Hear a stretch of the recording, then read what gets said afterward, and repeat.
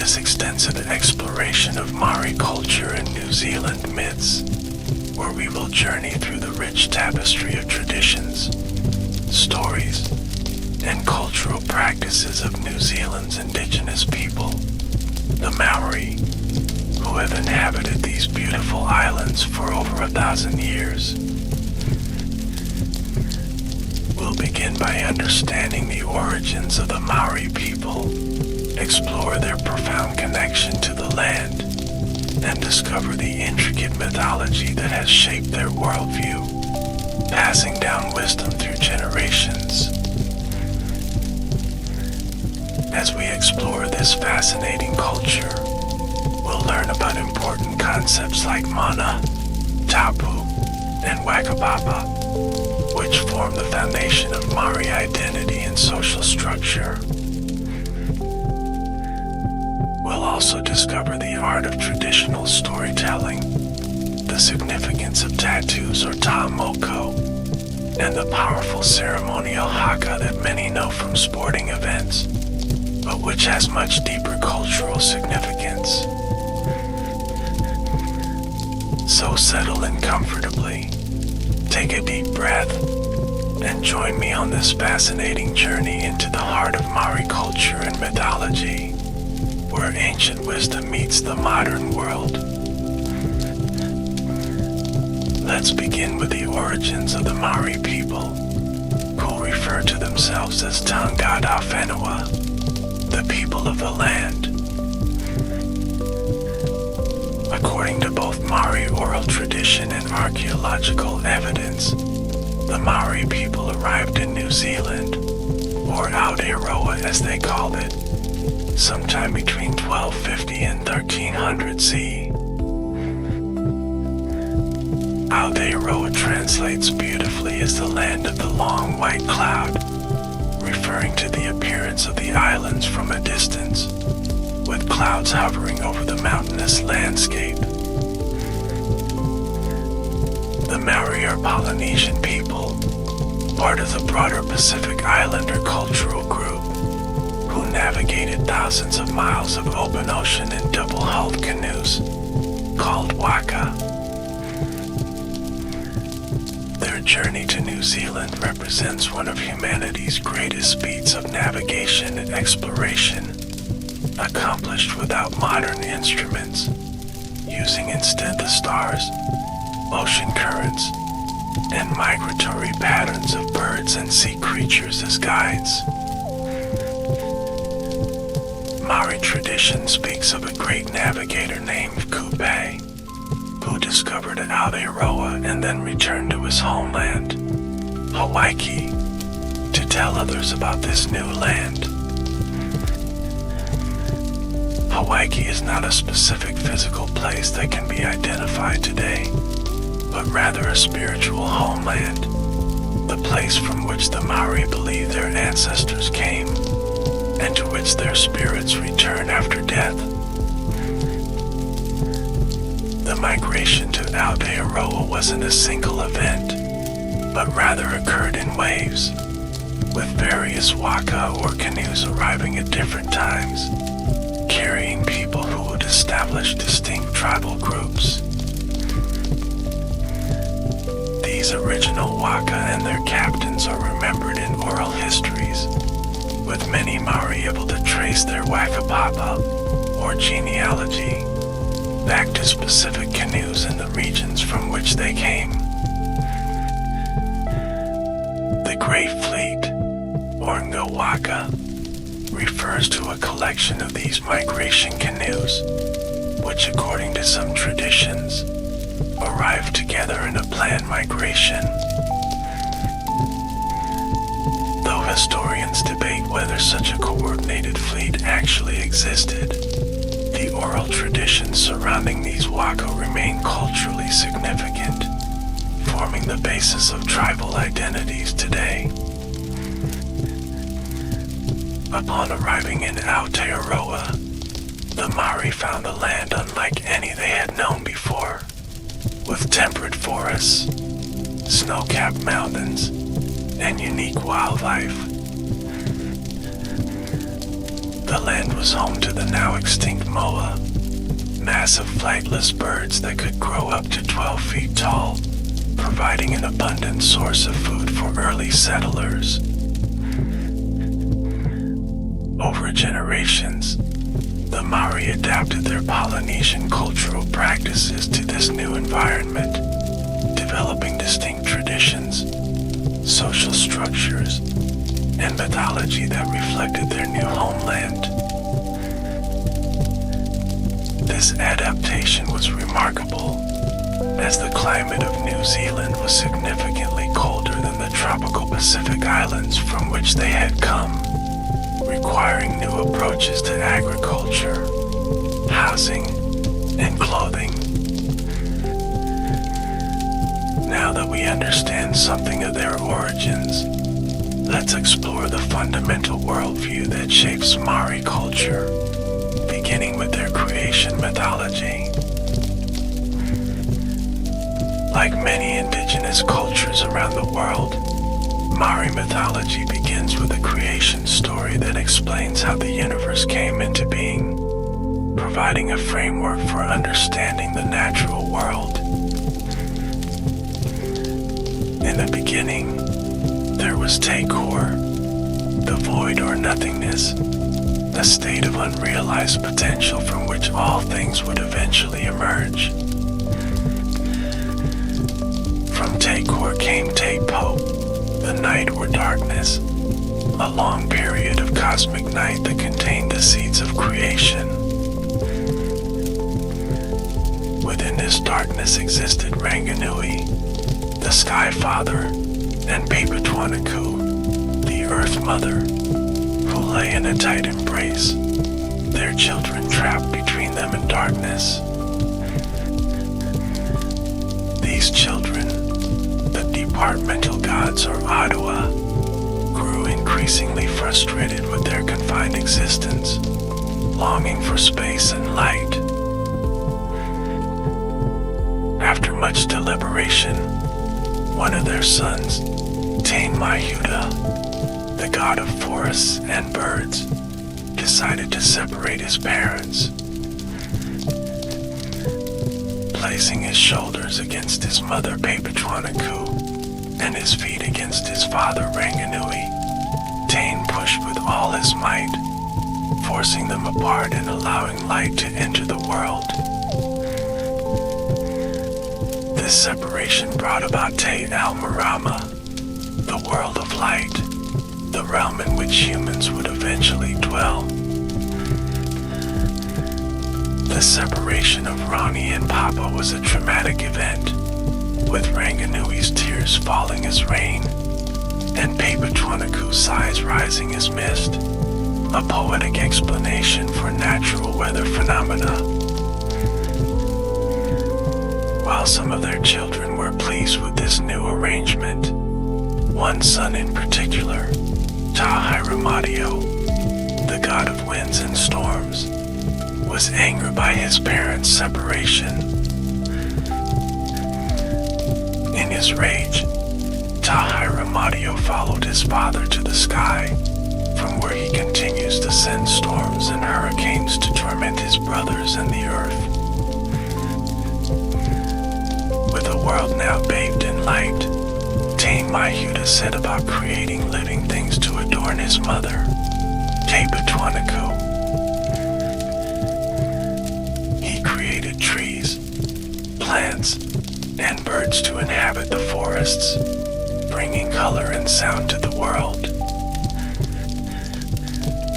But something was missing, and Tain longed to create human life, beings who could walk upon the earth and appreciate its beauty. At the sacred place called Korawaka, Tain molded the first woman, Hinyuan, from the red clay of the earth. Breathing life into her nostrils, Tain gave her the breath of life, or Māori, creating the first human being. Tain and Hinyuan had a daughter named Hinataitama, the Dawn Maiden, who would later become Tain's wife, unaware was her father. When Hinataitama discovered the truth of her parentage, she was ashamed and fled to the underworld, becoming Hainui Te Po, the great lady of night and goddess of death.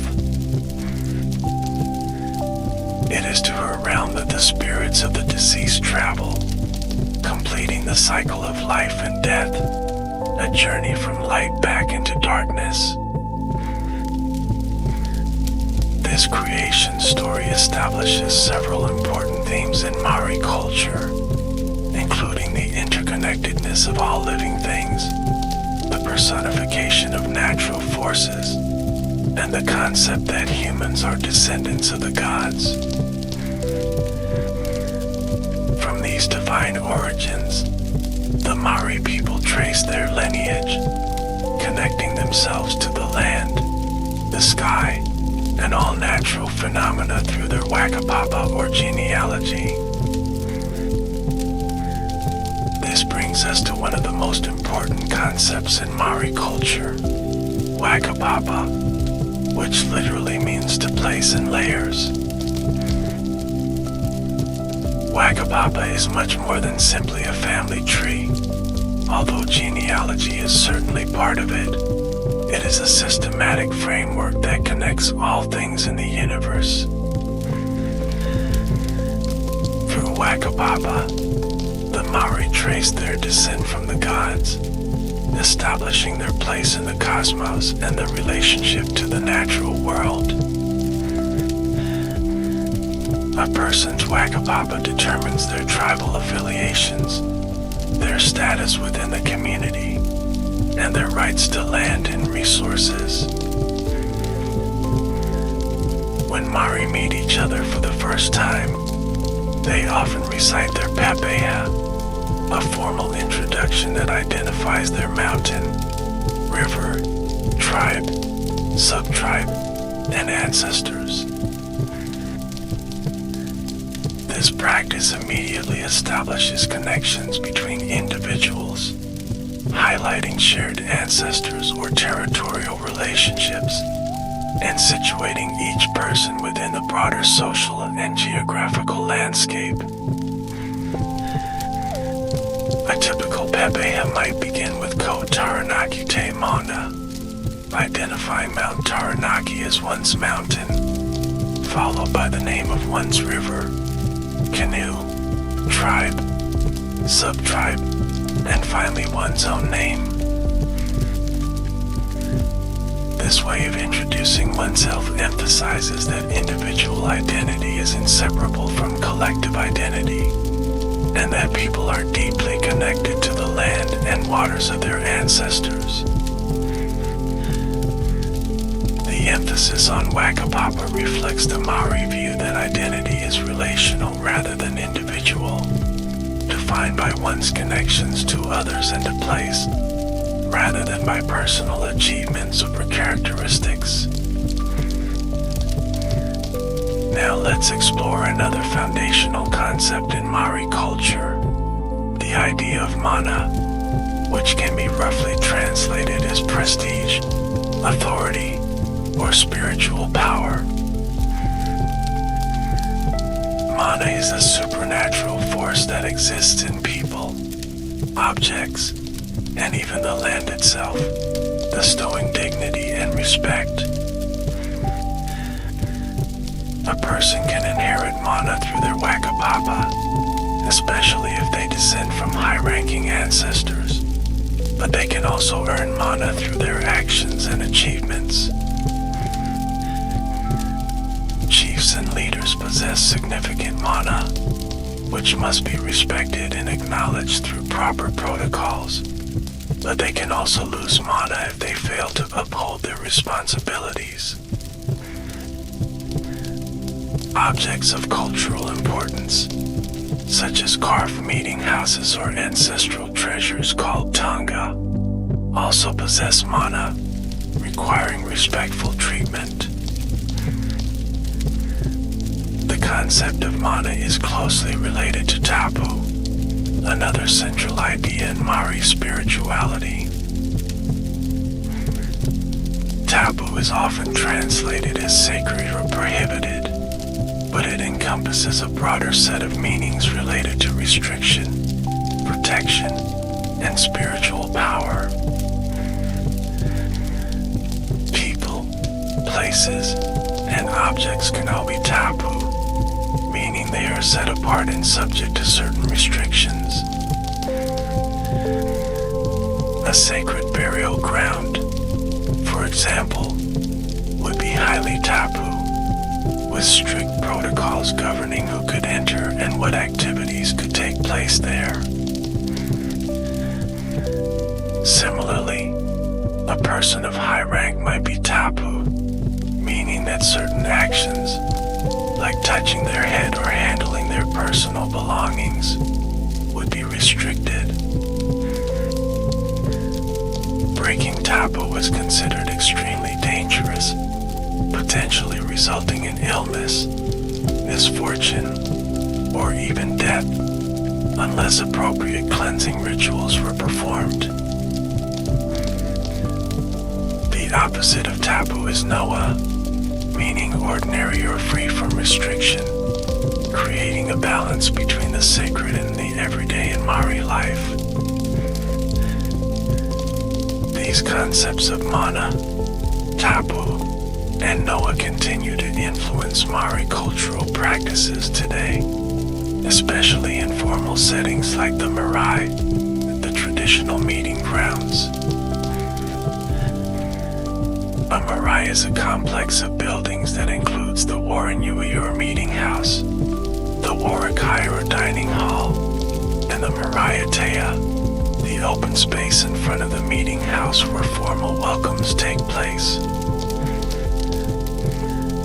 The Waranui is not just a building but a physical representation of the tribe's ancestors, with a rich pole representing the main ancestor's backbone, the rafters his ribs, and carvings throughout depicting important tribal figures. Entering a marae involves specific protocols called pauhiri, which acknowledge the taboo nature of the space and ensure that visitors are properly welcomed.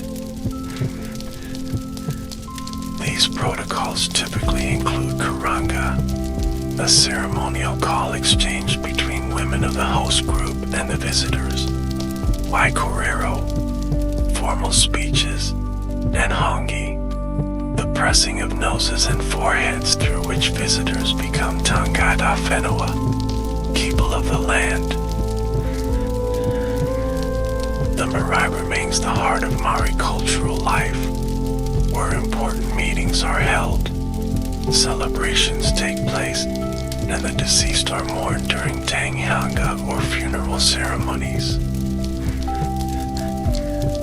Having explored some foundational aspects of Māori culture, let's now delve deeper into the rich mythology, beginning with the tales of the demigod Maui, one of the most beloved and mischievous characters in Polynesian legends. Maui is a culture hero, a trickster figure whose exploits explain natural phenomena, teach moral lessons, and entertain audiences with his cleverness and daring. According to legend, Maui was born prematurely and cast into the sea by his mother, wrapped in a topknot of hair.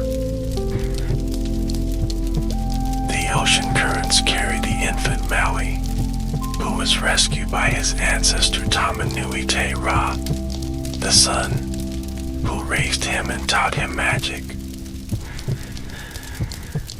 As Maui grew, he became known for his extraordinary feats, which often involved tricking gods and other powerful beings. One of his most famous accomplishments was fishing up the North Island of New Zealand, known in Māori as Te Ika Maui, or the Fish of Maui. According to the legend, Maui's brothers refused to take him fishing, fearing his troublemaking tendencies. Undeterred, Maui hid bottom of their canoe, revealing himself only when they were far out at sea. When his brothers refused to share their bait, Maui punched his own nose, using his blood as bait on a magical fish hook made from his grandmother's jawbone. With this hook, Maui caught an enormous fish, which he pulled to the surface with great effort. This fish became the North Island of New Zealand, with its head to the south and tail to the north, while the South Island was said to be Maui's canoe. Geographic features of the North Island are explained as parts of this great fish, with Lake Taupo being the heart, and the mountains and valleys formed when Maui's greedy brothers began hacking at the fish, against his instructions to wait until he had made offerings to the gods. In another famous tale, Maui slowed down the sun to create longer days.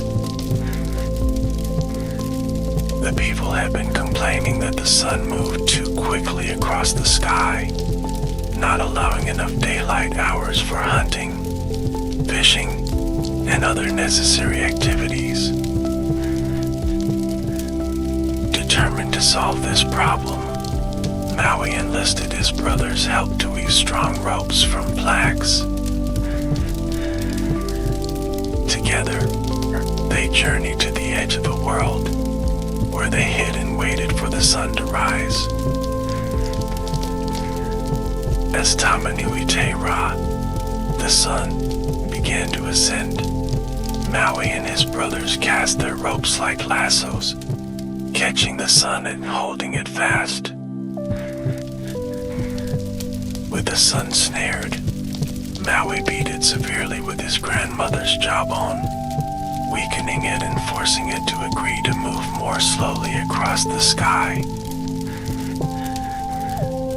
From that day forward, the sun traveled at a more leisurely pace, giving people enough daylight to complete their daily tasks.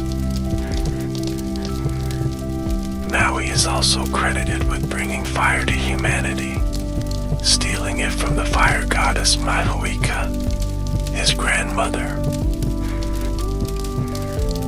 In this tale, Maui extinguished all the fires in the village one night, then offered a journey to the underworld to obtain new fire from Mahuika.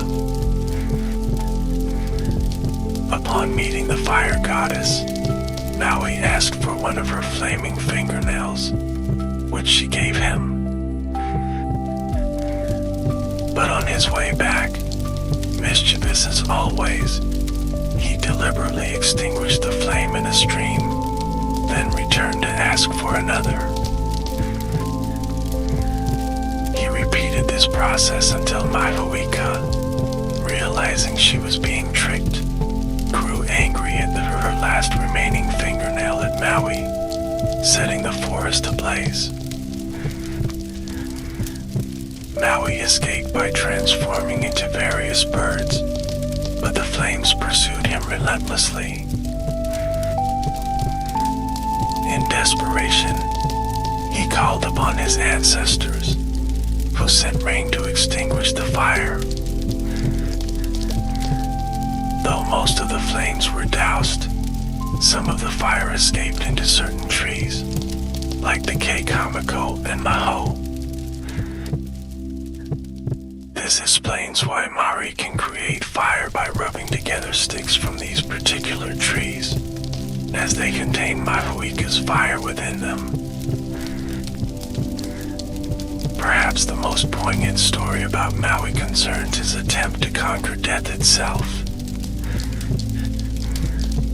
Maui believed that if he could overcome Hainui Te Po, the goddess of death, humans would become immortal. His plan was bold but dangerous. He would enter the goddess's body while she slept, travel through her, and emerge from her mouth, thus reversing the path of death. Accompanied by his bird friends, Maui found Hainui obsidian and greenstone eyes partially closed, her mouth open. As Maui began to enter the goddess's body, he warned his bird companions not to laugh, lest they wake her. But the sight of Maui wriggling into the enormous goddess was too comical, and the Piwekawaka, or fantail, burst into laughter. Awakened, Nui Tepo crushed Maui between her thighs, killing him instantly. And so, because of this failure, death remained a permanent part of human existence. This tale serves as a reminder that even the cleverest and most powerful heroes cannot overcome certain natural laws, and that death comes to everyone, even demigods. The stories of Maui exemplify the Māori tradition of using mythology to explain natural phenomena, teach moral lessons, and entertain while preserving cultural knowledge.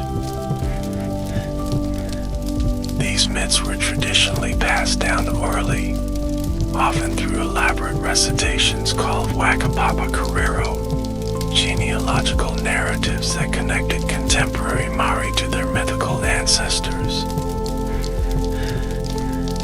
Beyond Maui, Māori mythology includes countless other stories about gods, heroes, and supernatural beings. Let's explore some of these other important figures, beginning with Tauhaki, a hero whose exploits include journeys to the heavens. Tauhaki was a handsome chief whose adventures often involved his quest to avenge his father's death and his journey to the sky world. After his father was killed by his jealous brothers-in-law, Tauhaki and his brother Karihi sought revenge, successfully defeating their enemies through cleverness and supernatural power. Later, Tauhaki fell in love with Hapai, a celestial maiden who descended to Earth. They married and had a daughter, but eventually Hapai returned to the heavens after Tauhaki insulted her. Determined to find his wife and daughter, Tauhaki journeyed to the sky world, climbing a Vainor, in some versions, a spider's thread. In the sky realm, he disguised himself as an old man, eventually revealing his true identity, reuniting with his family, and gaining sacred knowledge. Tauhaki's ascent to the heavens is sometimes associated with lightning, thunder, and rain, natural phenomena that bear his influence. Another important figure in Māori mythology is Tuna, the god of eels, whose story explains the origin of eels in New Zealand's rivers. According to legend, Tuna fell in love with a beautiful woman named Hina, who did not return his affections. Each night, Tuna would emerge from the water and visit Hina while she slept, leaving a slimy trail that revealed his unwelcome presence. Distressed, Hina sought help from Maui, who set a trap for Tuna. When Tuna next came ashore, Maui killed him, cutting his body into pieces. The head of Tuna became the conger eel, while other parts of his body transformed into various fish and plants. Some pieces, thrown into the river, became freshwater eels, explaining why these creatures are found in New Zealand's waterways. This story, like like many Māori myths, connects the origin of natural species to the actions of gods and heroes, embedding ecological knowledge within narrative. Another fascinating category of beings in Māori mythology are the Patuperia, fairy-like forest dwellers who inhabit misty mountain tops and deep forests. The Patuperia are described as having pale skin, red hair, and being of human appearance but possessing supernatural powers. They were said to be nocturnal, avoiding sunlight, and were known for their beautiful music, which could enchant humans who heard it.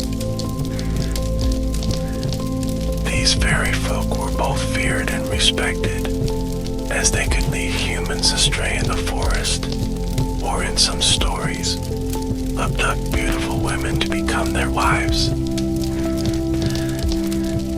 The Patuperia were said to possess considerable knowledge of magic and healing, teaching some humans the arts of carving, tattooing, and weaving.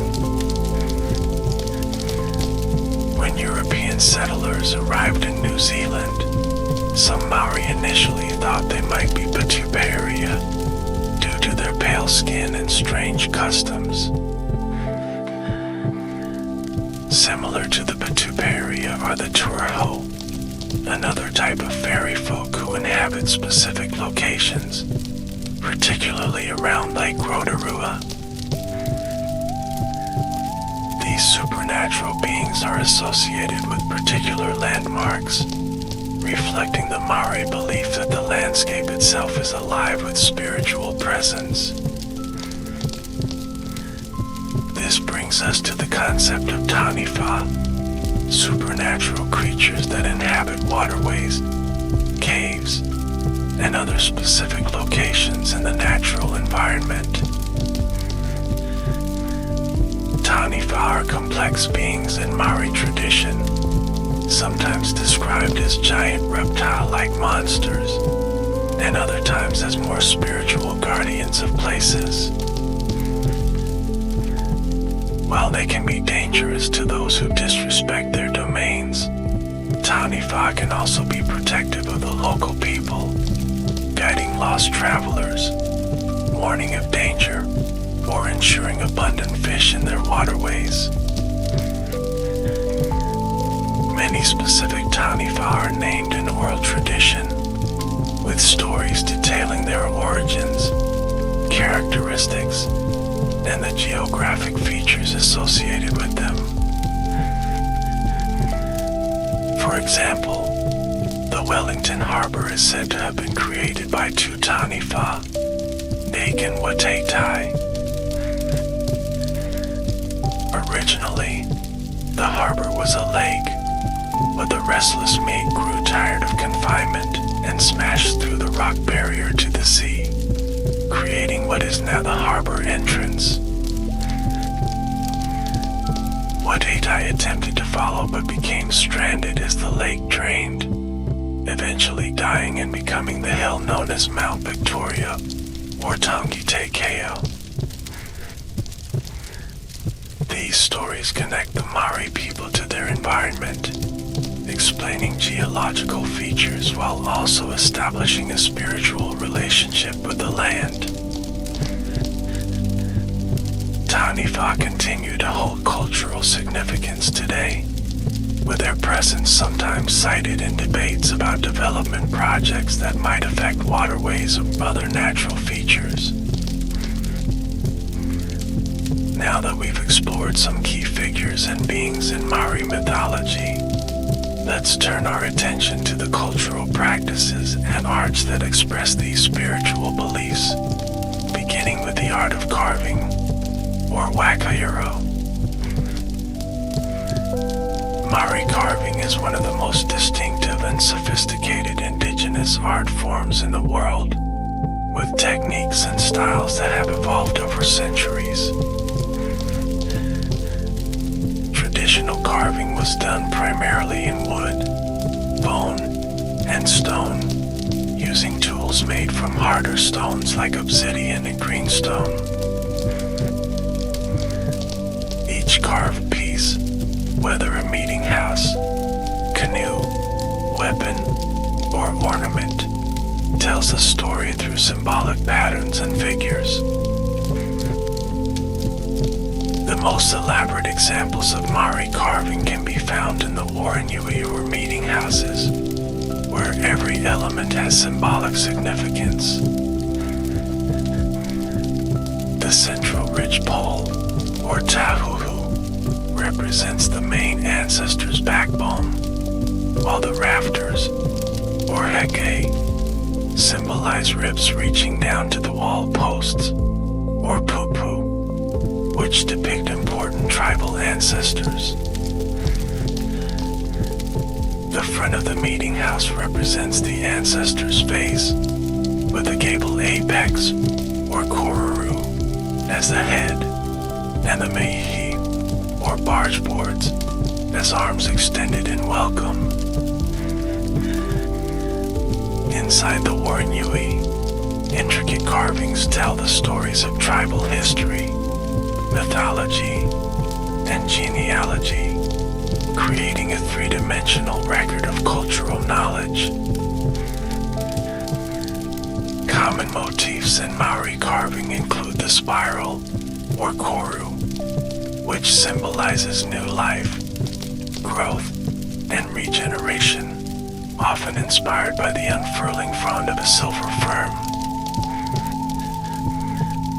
Another important motif is the manaya, a spiritual guardian with a bird-like head, human body, and fish-like tail, representing the balance between sky, earth, and sea. The tiki figure, a stylized human form, is also prominent in Māori carving, often representing specific ancestors or mythological beings. The art of carving was traditionally taught in schools called whare winanga, where selected young men would learn not only the technical skills, but also the spiritual knowledge and protocols associated with this sacred art. Carvers were highly respected members of society, possessing both artistic skill and deep cultural knowledge, as each carving needed to accurately represent tribal histories and relationships. The process of carving was surrounded by tapu, with specific rituals performed before, during, and after the work, ensuring spiritual protection and proper respect for the materials and ancestors being depicted. Equally important in Māori visual arts is the tradition of weaving, or reronga, primarily practiced by women. Using fibers from the native flax plant, or herrick, Māori weavers created practical items like clothing, baskets, and mats, as well as more ceremonial pieces like cloaks for chiefs and other high-ranking individuals. The most prestigious garments were feather cloaks, or kahuharuharu, which incorporated the feathers of native birds into intricate weaving, creating warm, waterproof garments of exceptional beauty. These cloaks were treasured possessions, often passed down through generations, gaining mana and historical significance with each wearer. Like carving, weaving was surrounded by spiritual protocols, with prayers and rituals accompanying the harvesting of flax and the weaving process itself. The cultivation and preparation of flax embodied the connection between the natural world and human creativity, with specific practices ensuring sustainable harvest and respect for Hainte Iwaiwa, the goddess of weaving. Patterns in Māori weaving, like those in carving, often tell stories or represent tribal affiliations, creating textiles that are both functional and narrative. Another distinctive Māori art form is tā moko, the traditional tattoo, which holds deep cultural significance beyond mere decoration. Unlike tattoos in many other cultures, tā moko traditionally involved carving the skin rather than just inserting ink, creating grooved patterns that catch the light and give the design a three-dimensional quality. For men, the full-face moko was a mark of high status, with each element of the design relating to the wearer's wakapapa, tribal affiliations, and personal accomplishments. The left side of the face represented the paternal lineage, while the right side showed maternal descent, making each moko a unique biographical document. Women typically wore moko kai, chin tattoos, which similarly reflected their lineage and status, marking important life transitions like marriage or motherhood. The process of receiving tā moko was painful and surrounded by tabu, with the recipient expected to endure without complaint as a demonstration of courage and worthiness. Traditional tools for tā moko included chisels made from albatross bone, sharp teeth, or sharp stone, with pigment derived from bird wood mixed with oil or fat. The practice of tā moko declined during the colonial period, partly due to Christian missionary influence, but has experienced a significant revival since the Māori cultural renaissance of the 1970s. Today, many Māori choose to wear moko as expressions of cultural identity and pride, connecting them to their ancestors and traditions. Contemporary tā moko artists combine traditional knowledge with modern techniques, creating designs that honor the past while reflecting the wearer's place in the modern world. Now let's turn our attention to perhaps the most famous aspect of Māori culture known internationally, the haka, a posture dance accompanied by chant. While many people associate the haka solely with the pre-game ritual performed by New Zealand's rugby team, the All Blacks, there are actually many different types of haka for various occasions. Traditionally, haka were performed for multiple purposes, including welcoming distinguished guests, celebrating achievements, preparing for battle, or expressing defiance. The powerful movements of the haka, including foot stamping, body slapping, facial expressions with tongues protruding and eyes bulging, and synchronized gestures, are designed to display unity, strength, and intimidation.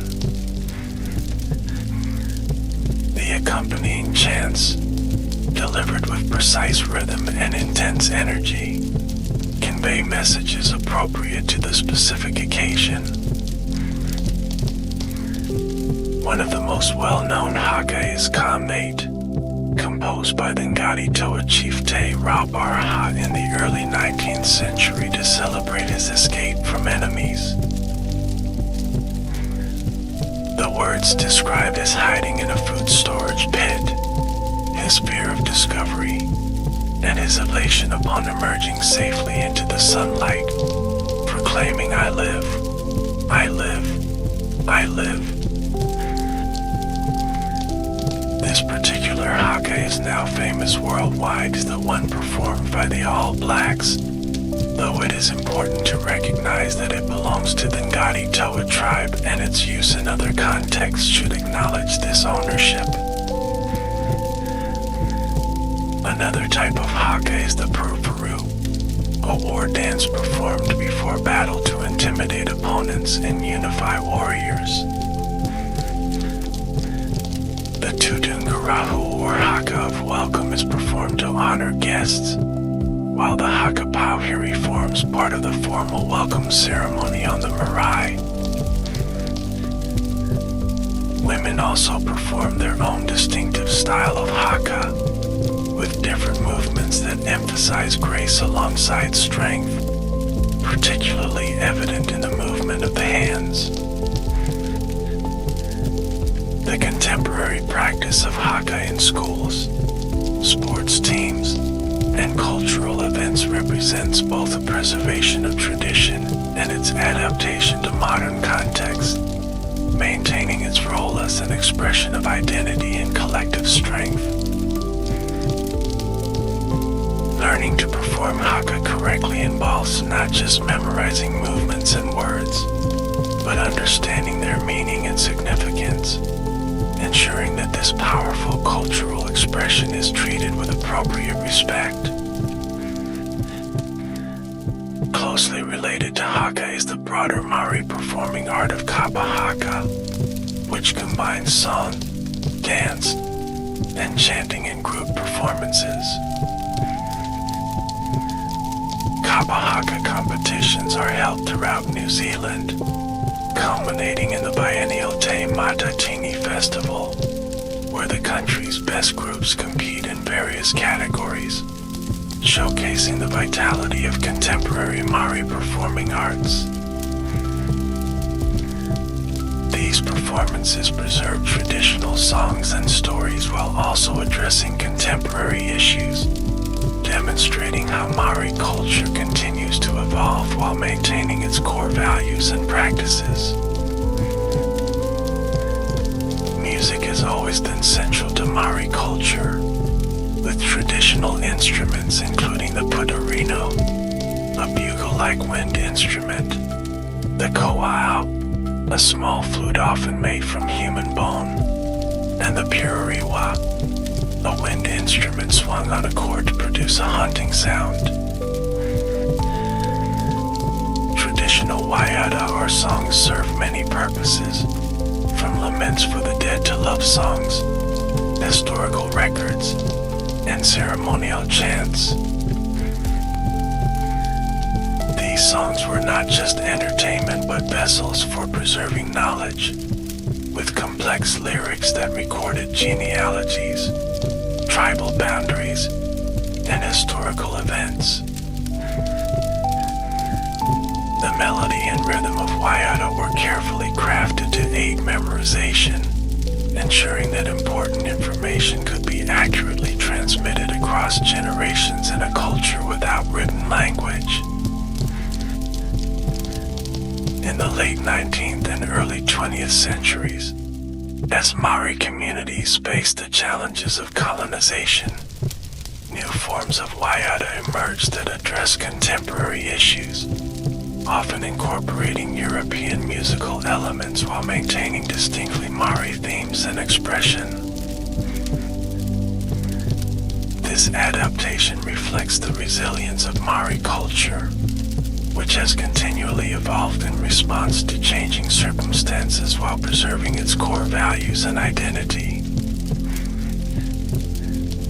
Today, Māori music encompasses everything from traditional waiata to contemporary genres like reggae, hip-hop, and rock, often blending te reo Māori lyrics with modern musical styles. Artists like Maisie Rika, Stan Walker, and Rob Ruha create music that speaks to contemporary Māori experiences while honoring cultural traditions, contributing to the ongoing revitalization of Te Reo Māori, the Māori language.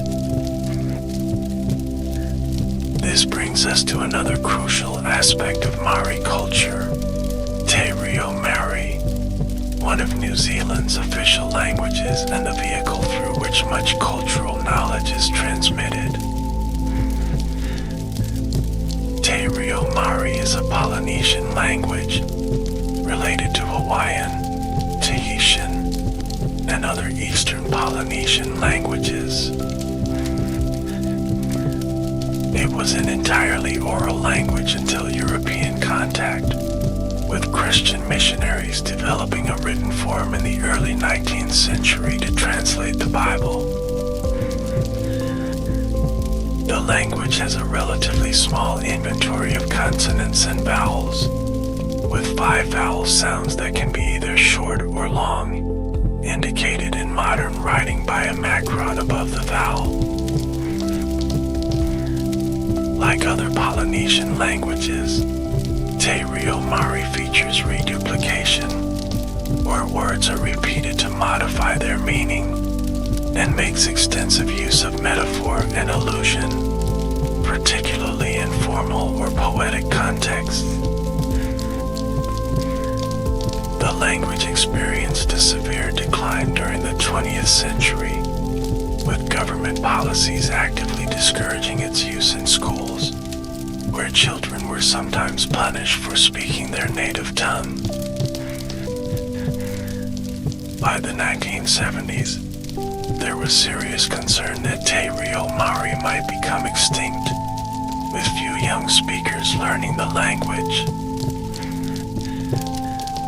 This sparked the Māori language revitalization movement, which included initiatives like Te Kahanga Reo, language nests where preschool children are immersed in Te Reo Māori, and later Kora Kaupapa Māori, schools operating entirely in the Māori language. In 1987, after a landmark legal case brought by Māori activists, Te Reo Māori was declared an official language of New Zealand, leading to increased government support for language revitalization efforts. Today, while the language is still considered vulnerable, there are encouraging signs of revival, with increasing numbers of both Māori and non-Māori New Zealanders learning and using Te Reo Māori. The language can be heard in formal welcomes, on national radio and television, and increasingly in everyday contexts, reflecting its growing status as a valued part of New Zealand's national identity. Te Reo Māori contains concepts that are difficult to translate directly into English, offering unique perspectives on relationships, spirituality, and the natural world.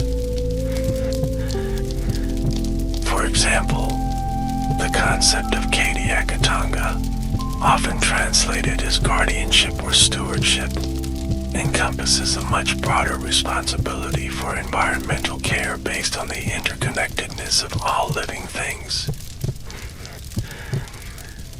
Similarly, the term Wanangatanga refers to relationships and connections between people, but implies a deeper sense of belonging and mutual responsibility than English terms like kinship or relationship might suggest. Understanding these concepts provides insight into the values that underpin Māori culture, which emphasizes collective well-being, intergenerational responsibility, and connection to place. Let's now explore more about the traditional Māori relationship with the natural environment, which is fundamental to their cultural identity. In Māori worldview, humans are not separate from nature but are related to all living things through whakapapa, or genealogy. This kinship with the natural world establishes responsibilities of care and respect, embodied in the concept of Kadiakatanga, the obligation to nurture and protect the environment for future generations. Mountains, rivers, and other natural features are not merely geographical elements but ancestors or embodiments of spiritual beings with their own Māori, or life force. For example, the Wanganui River, one of New Zealand's longest rivers, is expressed in the Wanganui tribal saying ko o te awa ko o, meaning I am the river, and the river is me. This deep identification with the natural environment influenced traditional resource management practices, which included rawi, temporary prohibitions on harvesting from certain areas to allow regeneration. Seasonal cycles govern fishing, hunting, and agriculture, with rituals acknowledging the spiritual dimensions of these activities and ensuring sustainable use of resources. Before fishing expeditions, for instance, offerings might be made to Tangaroa, god of the sea, and the first fish caught would be returned to the water as a sign of respect and gratitude. Similarly, before harvesting plants or trees, karakia or prayers would be offered to Tain Maihuda, god of the forest, acknowledging his domain and seeking permission to take what was needed. This spiritual relationship with the environment is reflected in traditional place names, which often describe geographical features, commemorate historical events, or reference ancestral connections. For example, Aoraki or Mount Cook, New Zealand's highest mountain, is named after an ancestor who was turned to stone, according to South Island tribal traditions. Understanding these names and the stories behind them provides a map of cultural and historical significance, embedding tribal histories in the landscape itself. In recent decades, this traditional environmental knowledge has gained increasing recognition in New Zealand's conservation and resource management practices. The concept of Kadiakatonga now appears in environmental legislation, acknowledging the role of Māori as guardians of natural resources and their right to be involved in decision-making about environmental management. Some significant natural features have been granted legal personhood, including the Wanganui River and Tiawara Forest, recognizing their status in Māori culture as living entities with their own rights and interests. These developments represent innovative approaches to environmental protection that draw on indigenous wisdom while addressing contemporary challenges like climate change and biodiversity loss. This integration of traditional knowledge with modern practices exemplifies how Māori culture continues to evolve and adapt, maintaining its core values while engaging with the changing world. Now let's explore some aspects of traditional Māori social structure and governance, which was organized around kinship groups of varying sizes. The most basic unit was the whānau or extended family, consisting of 3 or 4 generations living together. Several related whānau formed a hapu or sub-tribe, which was the main political unit in traditional Māori society, controlling specific territories and resources. Multiple hapu that recognized descent from a common ancestor constituted an iwi or tribe, the largest kinship group, which shared broader territorial boundaries, dialect, and customs. Leadership within these groups was based on a combination of hereditary rank and demonstrated ability, with chiefs, or rangatira, expected to possess both aristocratic lineage and personal qualities like generosity, oratory skill, and strategic thinking. The highest-ranking chiefs were those with the most direct lineage to founding ancestors, possessing what was called aristocratic mana, but this inherited status had to be maintained through actions that benefited the community. A chief who failed to provide for his people or make wise decisions could lose influence, regardless of his genealogical status, as leadership was ultimately validated by the community's welfare. Alongside hereditary chiefs, other important leadership roles included tohunga, specialists in various fields like carving, navigation, healing, or spiritual matters.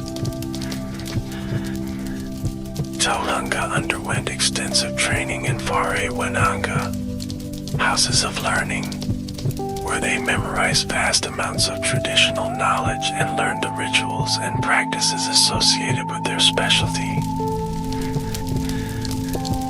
Decision-making typically occurred through Hawaii, meetings where issues were debated openly, with skilled orators presenting arguments and building consensus.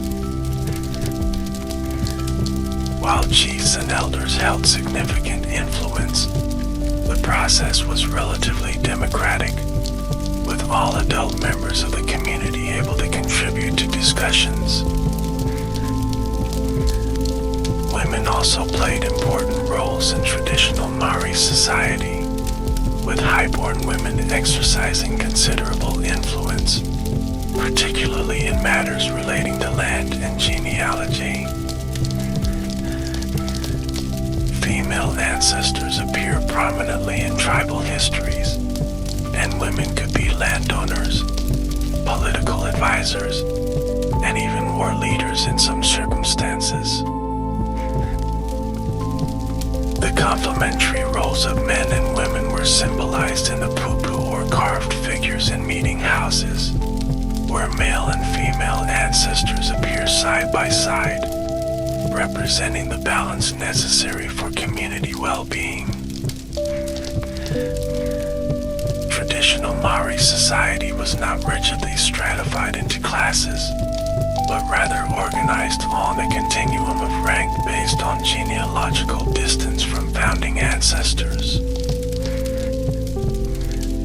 At one end were rangatira or chiefs, followed by tutua or commoners, who were more distantly related to prestigious ancestors but still full members of the kinship group. At the bottom of the social hierarchy were torikarika or slaves, usually prisoners captured in warfare, though their children could be integrated into the capturing group over time. This social structure was disrupted by European colonization, which brought new forms of governance, land ownership, and social organization. However, traditional concepts of leadership and kinship continue to influence modern Māori organizational structures, with iwi, hapu, and whānau remaining important units of identity and belonging. In recent decades, as part of the broader Māori cultural renaissance, many iwi have established modern governance structures that combine traditional principles with contemporary organizational models. These tribal authorities manage collectively owned assets, deliver social services, and represent their members' interests in dealings with the government and other entities. This evolution demonstrates how Māori culture continues to adapt while maintaining its fundamental values and identity, creating new expressions of traditional principles in response to contemporary circumstances. Now let's explore traditional Māori concepts of time and spirituality, which differ in significant ways from Western perspectives.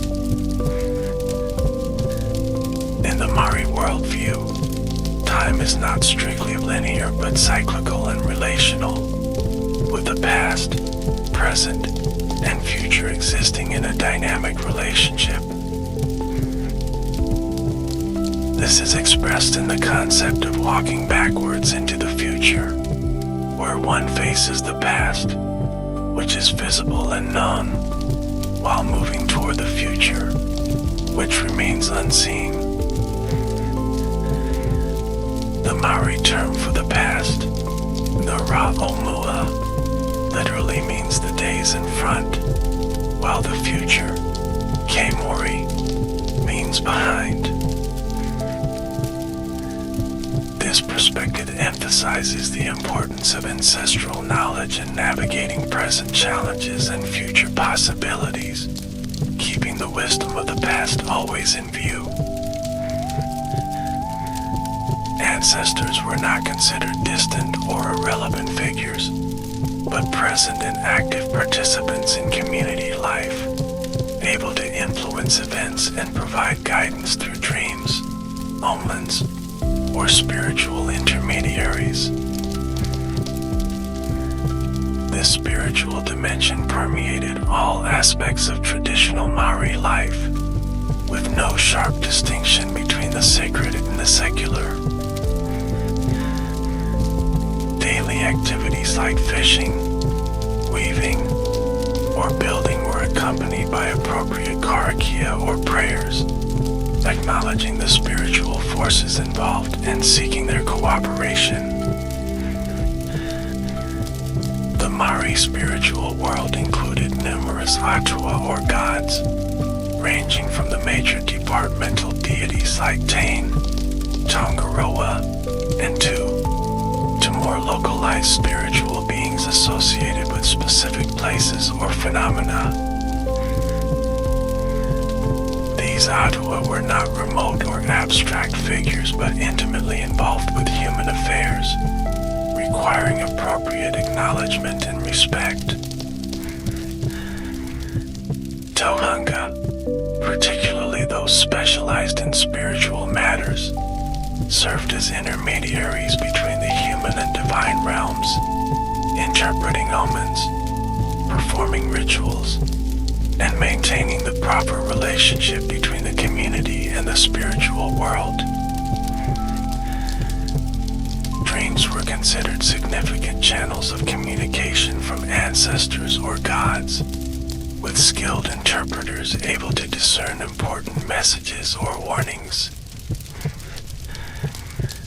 Similarly, unusual natural events might be read as signs requiring interpretation, reflecting the belief that the spiritual and natural worlds were intimately connected.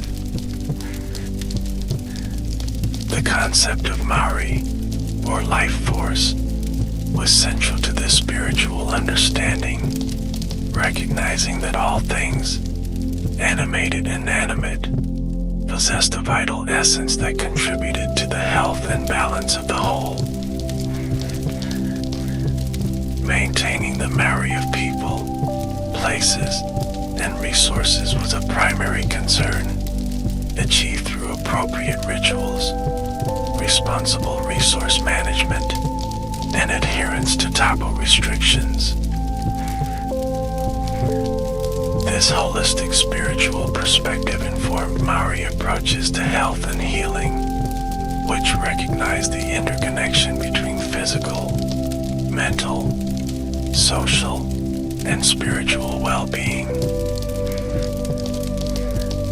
Illness might be attributed to spiritual causes like tapu violations or makutu, a form of spiritual harma, requiring intervention by Tohunga with specialized knowledge of healing rituals and herbal remedies. Traditional healing practices included rongoa, the use of native plants for medicinal purposes, miramiri or massage, and various forms of spiritual healing aimed at restoring balance and wholeness. These traditional approaches to health have experienced a revival in recent years, with increased embracing recognition of their value alongside Western medical practices, particularly in addressing the holistic well-being of Māori patients. The spiritual dimension of Māori culture was profoundly challenged by European colonization, particularly the introduction of Christianity, which condemned many traditional practices as pagan or superstitious. However, rather than simply replacing traditional beliefs, many Māori communities integrated aspects of Christianity in their existing spiritual framework, creating unique syncretic traditions.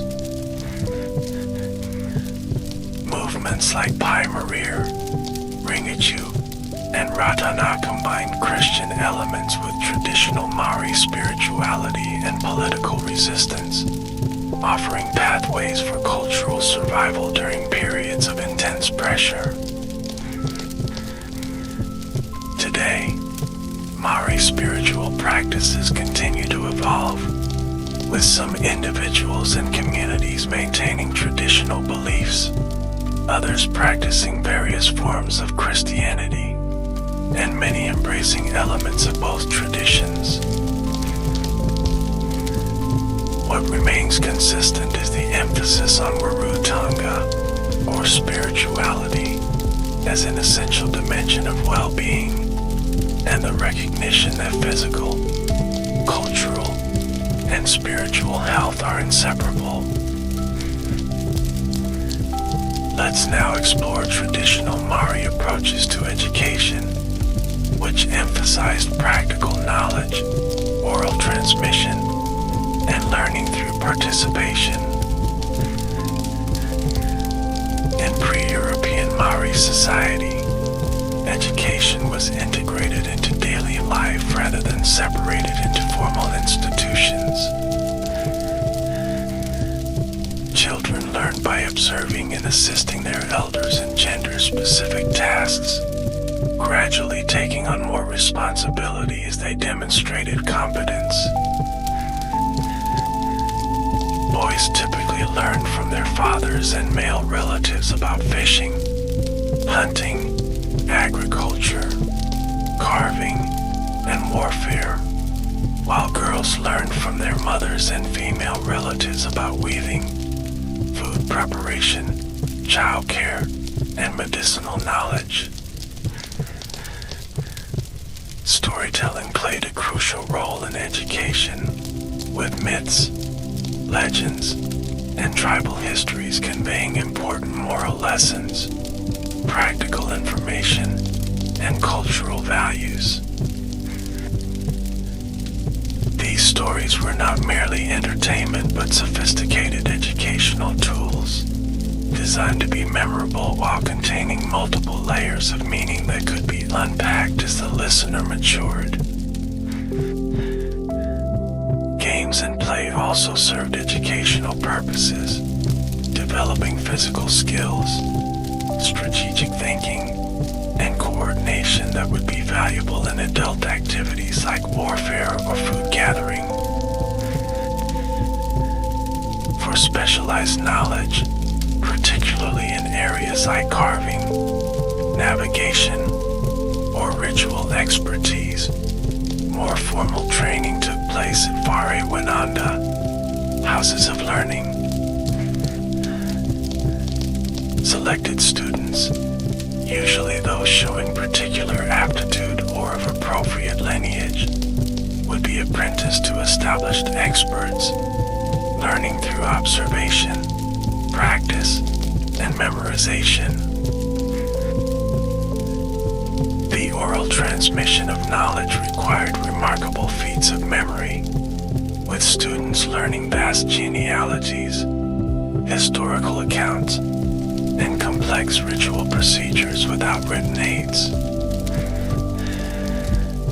Various memory techniques were employed, including the use of Wakapapa or genealogical recitation as a framework to which other knowledge could be attached, and Waiara or songs whose rhythm and melody helped preserve exact wording. physical objects like carved staffs, woven patterns, or arrangements of stones could also serve as memory devices, their forms and placements triggering recall of associated information. The introduction of European education systems, which emphasized literacy, individualism, and Western knowledge at the expense of Māori language and culture, disrupted these traditional educational practices. However, in recent decades, there has been a significant revival of Māori educational approaches, particularly through Kohanga Rio and Kurakaupapa Māori, which immerse students in Te Reo Māori and cultural practices. These contemporary Māori educational initiatives draw on traditional principles like ako, which recognizes that teaching and learning are reciprocal processes where educators and students learn from each other. They also emphasize wanangatanga, or relationship building, creating educational environments where students' cultural identity is affirmed and family connections are valued.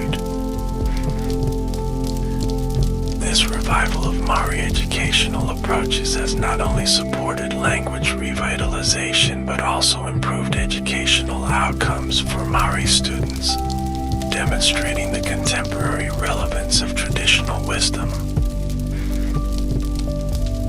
Now let's explore traditional Māori concepts of land ownership and resource management, which differed significantly from European models and became a major source of conflict during colonization.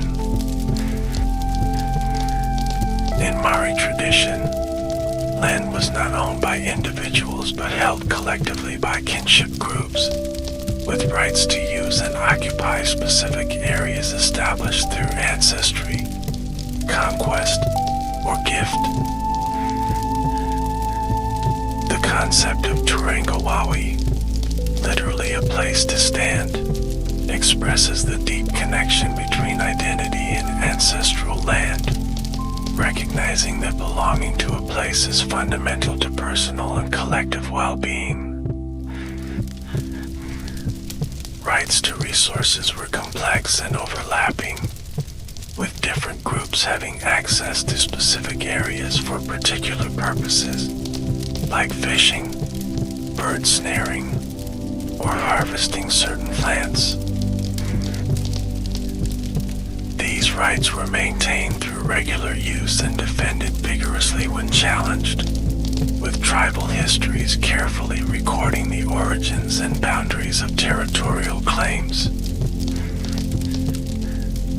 Land was not viewed as a commodity to be bought and sold, but as a living ancestor, Te Patwanaku, the Earth Mother, with whom people had a reciprocal relationship of care and respect.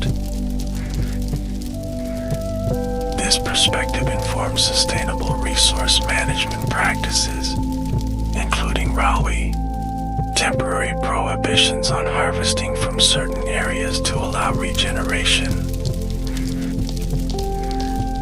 Rawi might be imposed after excessive use of a resource, following a death in an area, or in response to environmental indicators suggesting the need for conservation measures. These traditional conservation practices were backed by both practical ecological knowledge and spiritual beliefs, with tapa restrictions enforcing sustainable use through fear of supernatural consequences for violations. The arrival of European settlers, with their concept of individual land ownership and title deeds, created profound misunderstandings and conflicts. When Māori chiefs signed the Treaty of Waitangi in 1840, establishing British sovereignty over New Zealand, many understood that they were retaining authority over their lands while gaining the protection and benefits of British subjects. However, subsequent government actions led to massive land alienation through various means, including confiscations following the New Zealand Wars, dubious purchases, and the individualization of title through the native land court. By the early 20th century, Māori had lost possession of most of their lands, with devastating consequences for economic well-being, cultural continuity, and social cohesion. Since the 1970s, there has been a significant movement to address these historical injustices through the Waitangi Tribunal, established to investigate breaches of the treaty and recommend redress. This process has led to numerous settlements between the Crown and iwi, involving financial compensation, the return of culturally significant lands, and formal apologies for historical wrongs. These settlements have enabled many iwi to rebuild their economic base, revitalize cultural practices, and play a more active role in managing natural resources within their traditional territories.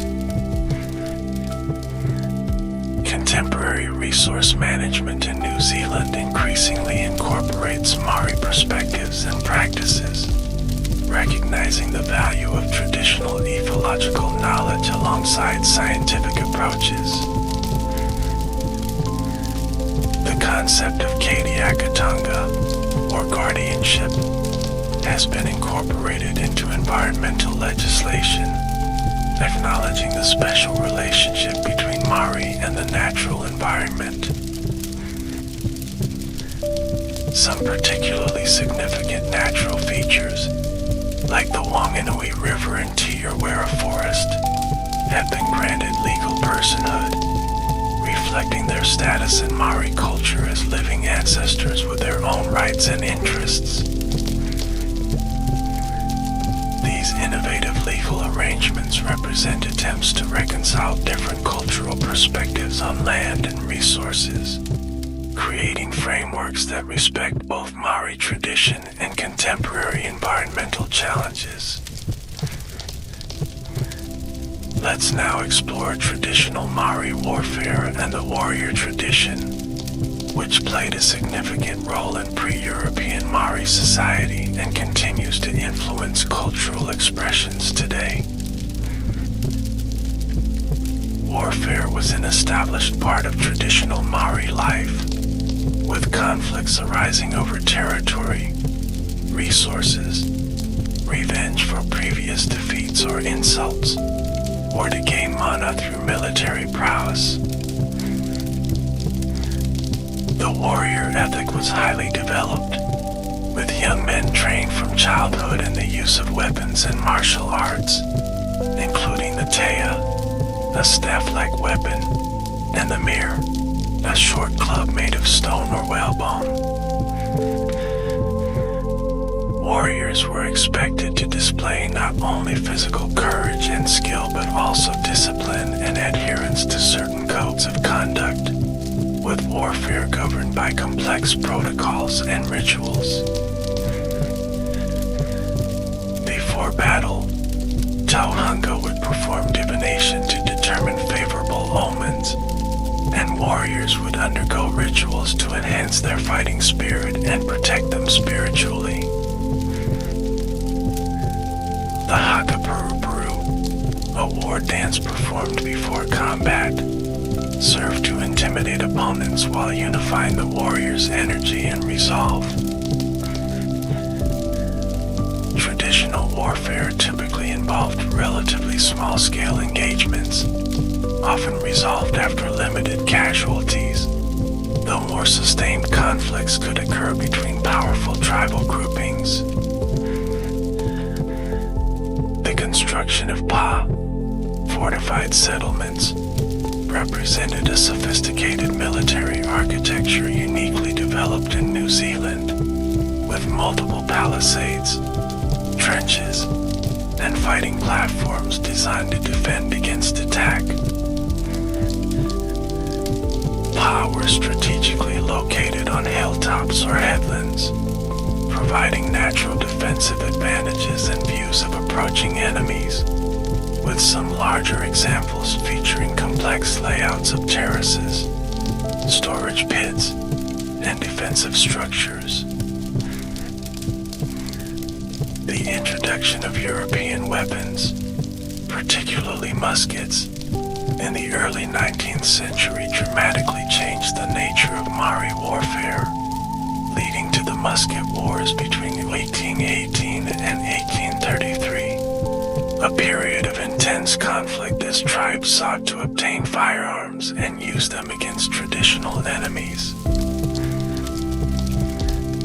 This period saw significant population displacement and changes in tribal territories, as groups with earlier access to muskets gained temporary military advantages. Later, during the New Zealand Wars of the 1860s and 1870s, Māori military innovation continued, with the development of anti-artillery bunkers and trench systems that were studied by European military engineers. Though outnumbered and outgunned, Māori warriors frequently outmaneuvered British forces through superior knowledge of the terrain, innovative tactics, and determined resistance. The warrior tradition found new expression in the 20th century through Māori participation in New Zealand military forces, particularly the famous Māori battalion that distinguished itself in both World Wars. During World War II, the 28th Māori Battalion earned a reputation for exceptional bravery and fighting skill, while maintaining distinct cultural practices, including haka performances before battle. Today, the warrior tradition continues in cultural forms like kapa haka performances, the revival of traditional martial arts like Māorekau, and the ceremonial roles of warriors in formal welcomes on the marae. These contemporary expressions emphasize the positive aspects of the warrior ethic, such as discipline, courage, and group solidarity, while adapting historical traditions to peaceful modern contexts. Now let's explore traditional Māori food and culinary practices, which developed from Polynesian origins but adapted to New Zealand's temperate climate and unique resources. When the Māori arrived in New Zealand, they brought with them several Polynesian crops, including kumara, or sweet potato, taro, yam, and gourd. Of these, only the kumara thrived in New Zealand's cooler climate, becoming a staple crop that was cultivated with sophisticated techniques, including the creation of modified soils to improve drainage and heat retention. Kumara storage was a specialized art, with carefully constructed pits designed to maintain optimal temperature and humidity, allowing the harvest to be preserved for many months. To supplement cultivated crops, the Māori harvested numerous native plants, including the rhizomes of aroa or bracken fern, the hearts of various palm trees, and the berries of trees like henau and karaka. These plant foods required careful processing to remove toxins or improve digestibility, demonstrating sophisticated indigenous knowledge of food chemistry. Protein came from hunting native birds, including the now extinct moa, and harvesting seafood like fish, shellfish, and marine mammals. Fishing techniques included large seine nets, traps, spearing, and line fishing with hooks crafted from bone or shell, with different methods appropriate for various species and conditions.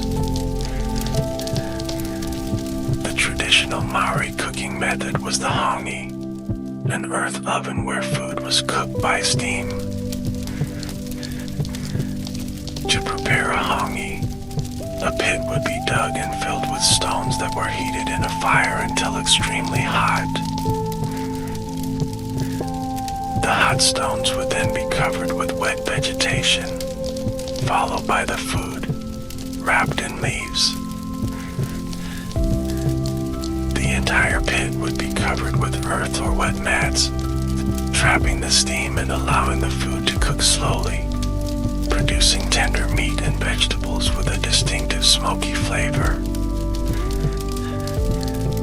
Food was not merely sustenance but carried important cultural and spiritual significance, with various rituals and restrictions governing its production, preparation, and consumption. The concept of Noah, or free from restriction, was important in food preparation, as cooked food removed the taboo or sacred restrictions from items that might otherwise be spiritually dangerous. Food also played a central role in hospitality, with a generous feeding of guests being an essential demonstration of mana or prestige. The phrase kia manaki ai te tangata, to care for the people, emphasizes the importance of food as an expression of respect and welcome. European contact brought new food plants and animals, which were rapidly incorporated into Maori cuisine, including potatoes, which were easier to grow than kumara, and pigs, which became an important source of protein. Today, traditional Maori food, or kai, continues to be an important aspect of cultural identity, particularly at gatherings on the marae where hongi meals often feature both traditional ingredients and introduced foods. Contemporary Maori chefs also creating innovative cuisine that combines traditional ingredients and techniques with modern culinary approaches, part of a broader revival of indigenous food sovereignty movements worldwide. Now let's explore how Maori culture has evolved and adapted since European contact, demonstrating remarkable resilience in the face of colonization, while also experiencing significant changes. The arrival of European explorers, traders, missionaries, and settlers from the late 18th century onward initiated profound transformations in Maori society. Initially, Maori engaged actively with newcomers, selectively adopting useful technologies, crops, and animals while maintaining control over their lands and political autonomy. The early 19th century saw the development of a vibrant trading economy, with Maori providing food, flax, and timber to European settlements and ships, receiving metal tools, textiles, and firearms in return. Christian missionaries arrived from 1814, introducing literacy along with their religious teachings, which some Maori embraced while others maintained traditional beliefs or developed syncretic spiritual practices combining elements of both traditions. By the 1830s, increasing European settlement created pressure for more formalized governance, leading to the Treaty of Waitangi in 1840, New Zealand's founding document. The treaty, signed between the British Crown and over 500 Maori chiefs, established British sovereignty sovereignty while promising to protect Māori interests, particularly regarding land. However, differences between the English and Māori versions of the treaty, along with subsequent breaches by the colonial government, led to conflict and massive land alienation. The New Zealand Wars of the 1860s and 1870s resulted in the confiscation of large areas of Māori land, while the Native Land Court established in 1865 facilitated the conversion of communally held land to individual title, making it easier to sell. By the early 20th century, Māori population had declined dramatically due to introduced diseases, land loss, and warfare, leading some observers to predict the extinction of the Māori people and their culture. However, leaders like Sir Aparana Nada, Te Puea Harangi, and others worked tirelessly to revitalize Māori communities through agricultural development, cultural preservation, and political advocacy. The mid-20th century saw increasing urbanization as many Māori moved from rural tribal areas to cities seeking employment, creating new challenges for cultural transmission and community cohesion. By the 1970s, a new generation of activists emerged, demanding recognition of treaty rights, language revitalization, and cultural renaissance. Key developments included the establishment of the Waitangi Tribunal in 1975 to investigate treaty breaches, the growth of Māori language immersion schools, and increasing recognition of Māori cultural practices in national life. Today, Māori culture is recognized as integral to New Zealand's national identity, with ceremonies like the Pauhiri or formal welcome incorporated into official events, and elements like the haka adopted by national sports teams. Te Reo Māori is now an official language, with increasing visibility in media, education, and public signage, though it remains a minority language with ongoing revitalization efforts. Iwi organizations have gained significant political and economic power through treaty settlements, managing collective assets and delivering services to their members. Māori creative expression flourishes in literature, film, visual arts, and music, with artists drawing on traditional forms while engaging with contemporary global influences. Throughout these changes, Māori culture has demonstrated remarkable adaptability, incorporating new elements while maintaining core values and practices. This dynamic process of cultural evolution continues today, with Māori communities actively shaping their future while drawing strength from ancestral wisdom, embodying the proverb ka mua, ka mori, walking backward into the future with eyes fixed on the past. Let's now explore some lesser-known Māori myths and legends that offer further insight into their rich cultural heritage, beginning with the story of Paikea, the whale rider. Paikea was a chief's son from Hawaii who survived an attempt on his life by his jealous brother Ruatapa. After Ruatapa deliberately capsized a canoe carrying many young chiefs, drowning most of them, Paikea escaped death by reciting powerful incantations that summoned a whale to carry him to safety.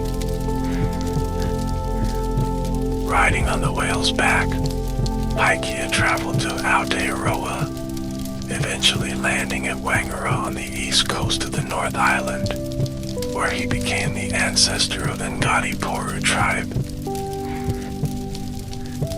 This story, made famous internationally through the novel and film Whale Rider, emphasizes the spiritual connection between humans and marine creatures, as well as the importance of ancestral knowledge and chants. Another fascinating legend concerns Hinemoa and Tutanakai, one of Māori culture's greatest love stories. Hinemoa was a high-ranking young woman who fell in love with Tutanakai, who lived on Makoea Island in Lake Rotorua. Though they loved each other, Hinemoa's family opposed the match, as Tutanakai was of lower rank, and they kept all canoes secured at night to prevent Hinemoa from visiting him. Guided by the sound of Tutanakai's flute carried across the water, Hinemoa made the brave decision to swim to Makoea Island, using empty gourd containers as flotation devices. After a long and difficult swim, she reached the island and warmed herself in a hot spring, where she was eventually discovered by Tutanakai's servant. When Tutanakai found her, they were united at last, and their families ultimately accepted their union, which became celebrated in songs and carvings. This romantic tale demonstrates the value placed on determination and courage in pursuit of true love, even when faced with social obstacles. The story of Rona and the moon reveals how Māori explain certain natural phenomena through mythology. One night, Rona went to fetch water during a full moon, but when clouds suddenly obscured the light, she stumbled on the path and hurt her foot. In pain and anger, she cursed the moon for hiding its light. The moon, offended by this disrespect, reached down and seized Rona, pulling her up into the sky. Rona grabbed the nearby Nio tree in a desperate attempt to save herself, but the tree was uprooted and she was carried into the heavens, still clutching her water gourd and the tree. To this day, Māori tradition says that Rona can be seen in the moon, a reminder of the consequences of showing disrespect to celestial beings. This story also explains the phases of the moon as Rona's continuing struggle with her captor, and serves as a warning about the importance of controlling one's temper and showing proper respect for natural forces. Another intriguing legend concerns the plakai, an enormous bird of prey that features in South Island traditions. According to these stories, the plakai was large enough to carry off humans, swooping down from Mountain Eries to seize unwary travelers. Some researchers have suggested this mythical bird might preserve memories of Haast's eagle, an actual extinct species that was the largest eagle ever known, with a wingspan of up to 3 meters. Haast's eagle hunted the large flightless moa birds and disappeared around the same time the moa became extinct, but its fearsome reputation may have survived in oral tradition as the plakai. This connection between mythology and paleontology demonstrates how indigenous oral traditions can sometimes preserve information about the distant past, including extinct species or geological events. The story of Tauhaki is another important myth that explains various natural phenomena while teaching moral lessons. Talhaki was a semi-divine hero whose adventures included a quest to ascend to the heavens to acquire sacred knowledge. After his father was killed by his jealous brothers-in-law, Talhaki and his brother sought revenge, successfully defeating their enemies through cleverness and supernatural power. Later, Talhaki fell in love with a celestial maiden named Tango Tango who descended to Earth.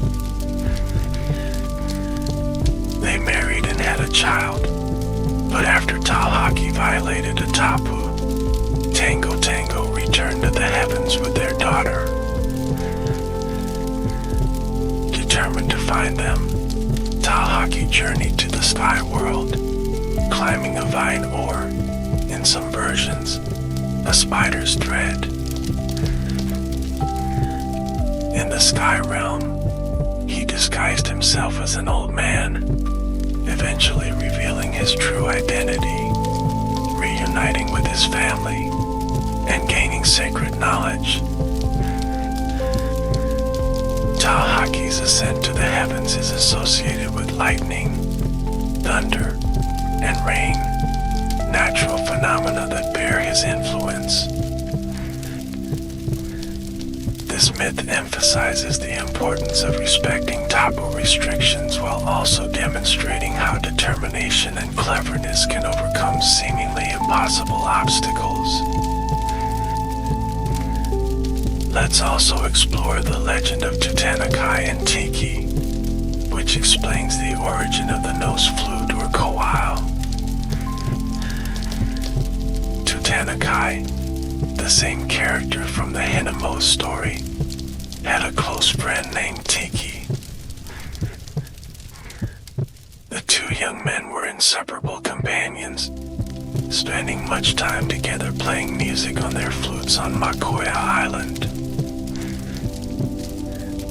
When Tiki fell in love with a beautiful woman, he was too shy to express his feelings directly. Sympathizing with his friend's plight, Tutankhamun gave Tiki his treasured flute to get as a courting gift. However, before Tiki could present the gift, he tragically died. Grieving deeply for his friend, Tutankhamun created a new flute from human bone, possibly Tiki's own, naming it the kowal. The haunting sound of this instrument, played through the nose rather than the mouth, was said to express Tutankhamun's sorrow and keep the memory of his friend alive. This story explains the origin of an important traditional instrument while celebrating the value of deep friendship and commemorating those who have passed away through creative expression.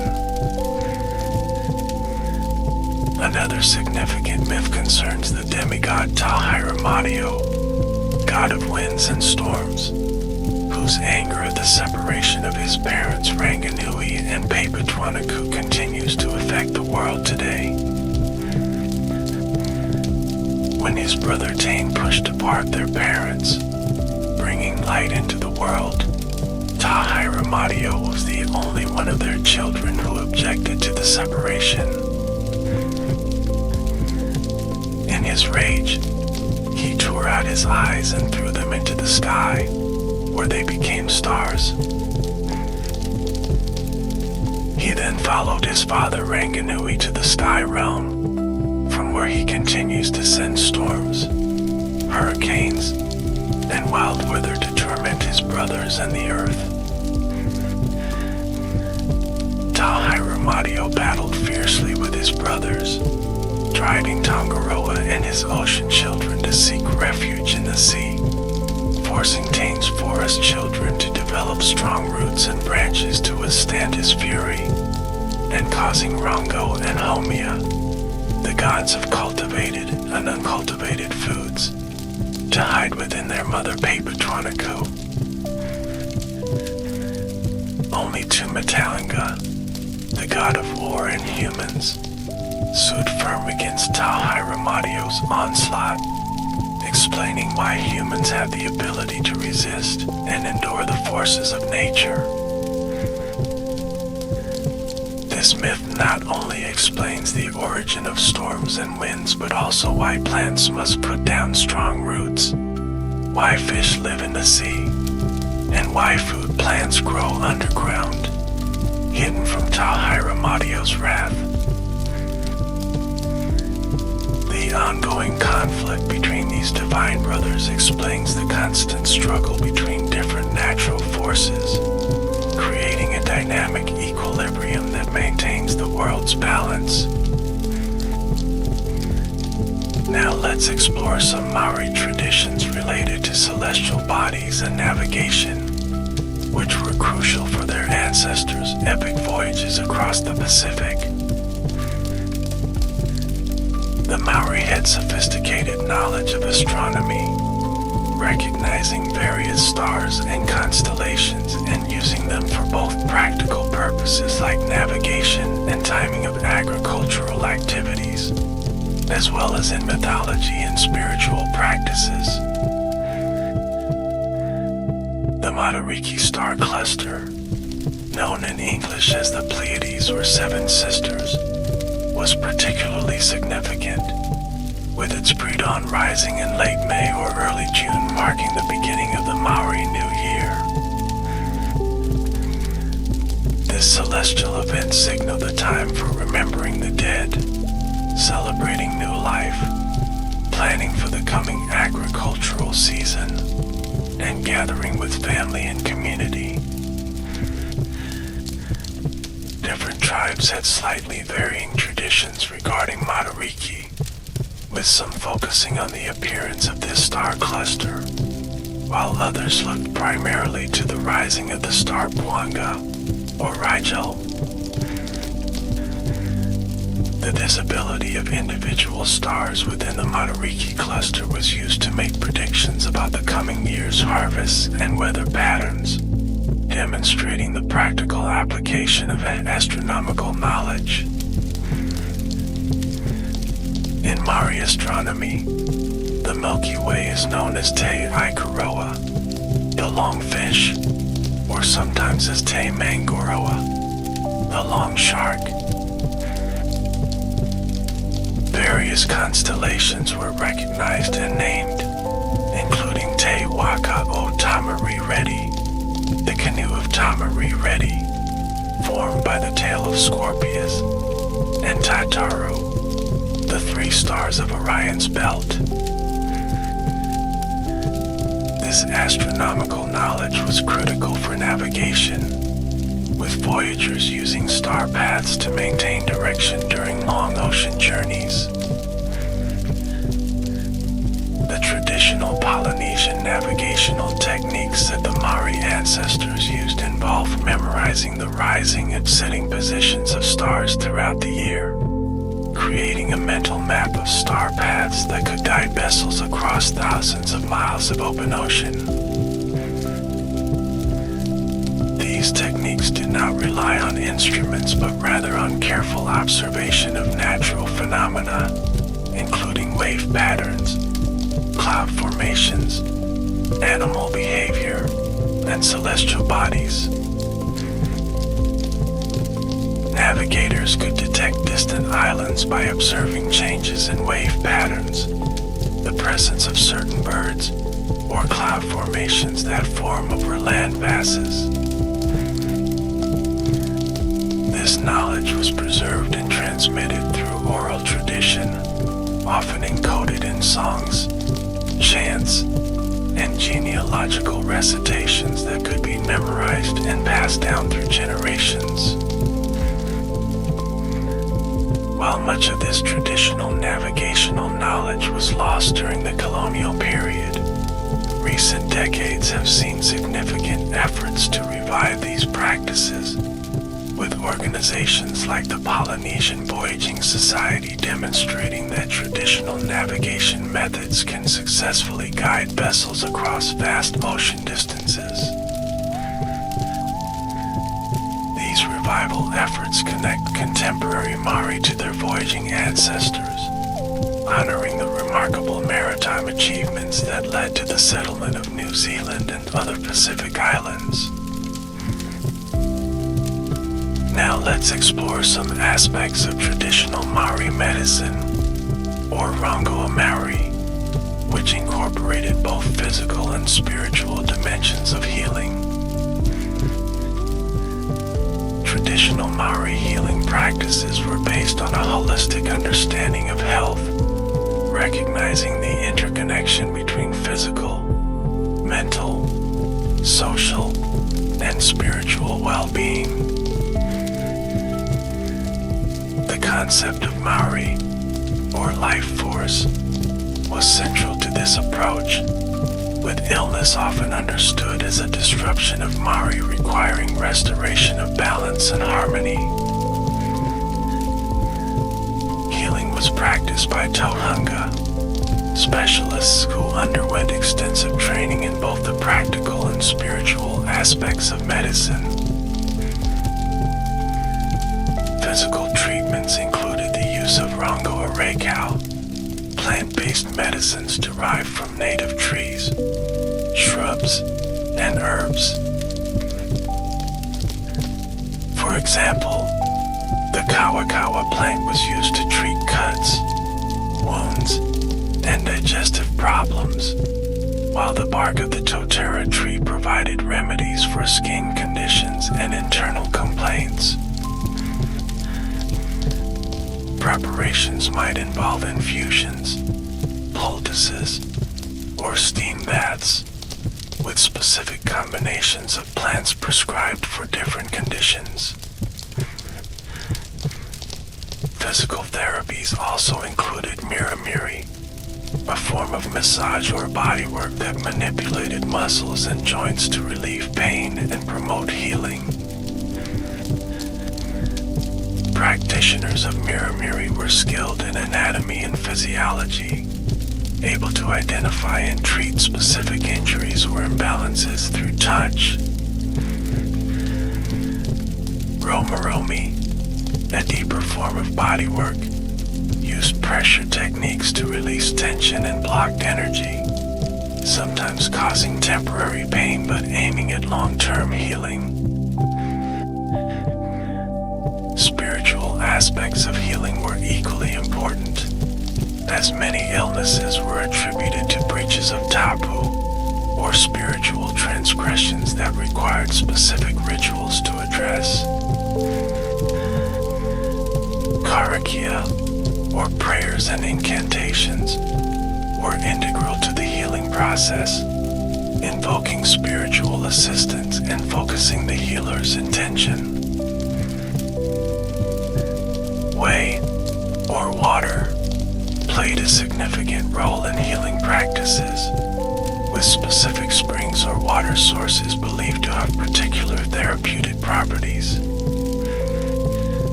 The practice of Rongoa Māori declined significantly during the colonial period, particularly after the Tauhanga Suppression Act of 1907, which criminalized traditional healing practices as part of broader efforts to assimilate Māori into European culture.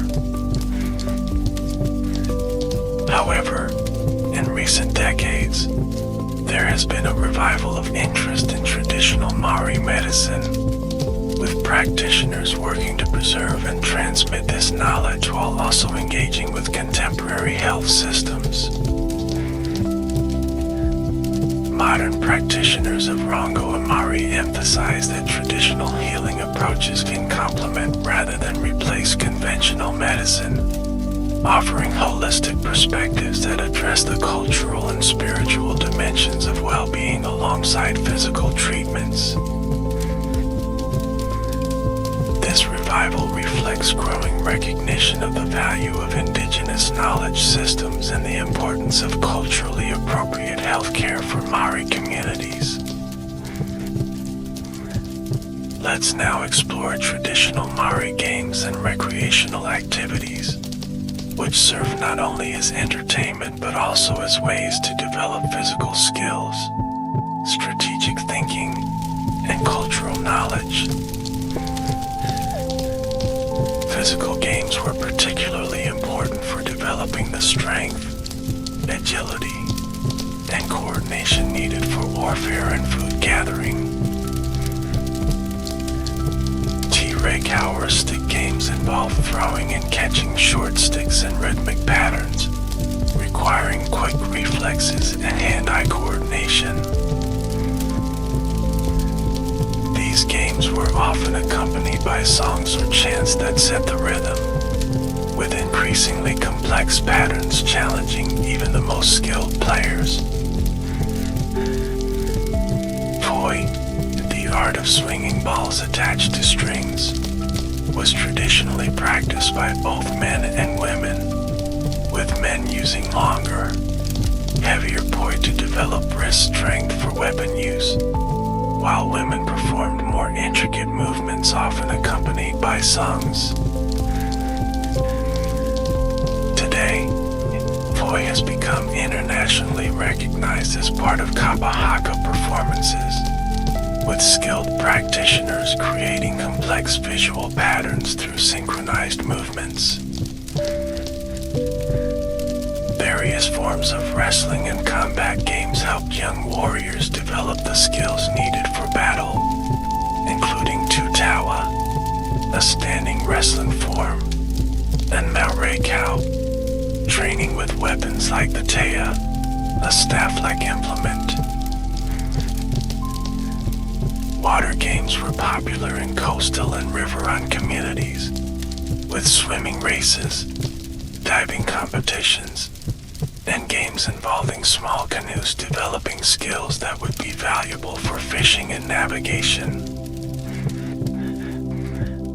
String games similar to Cat's Cradle, called Y, involved creating complex patterns that often represented elements from nature or mythology, combining entertainment with storytelling and cultural education. These string figures could be quite elaborate, depicting birds, canoes, or celestial bodies, with the creation process often accompanied by chants or stories that explain their significance. Kite flying, or manu tuku was another popular activity, with beautifully crafted kites made from native materials like raupo reeds, flax, and feathers. These kites came in various forms, from bird shapes to more abstract designs, and were flown both for recreation and during certain ceremonies, sometimes believed to carry messages to the gods. Musical instruments provided another form of recreation, with instruments like the putarino, a wooden trumpet, the kowao, a small flute often made from human bone, and the purariwa, a wind instrument swung on a cord to produce a haunting sound.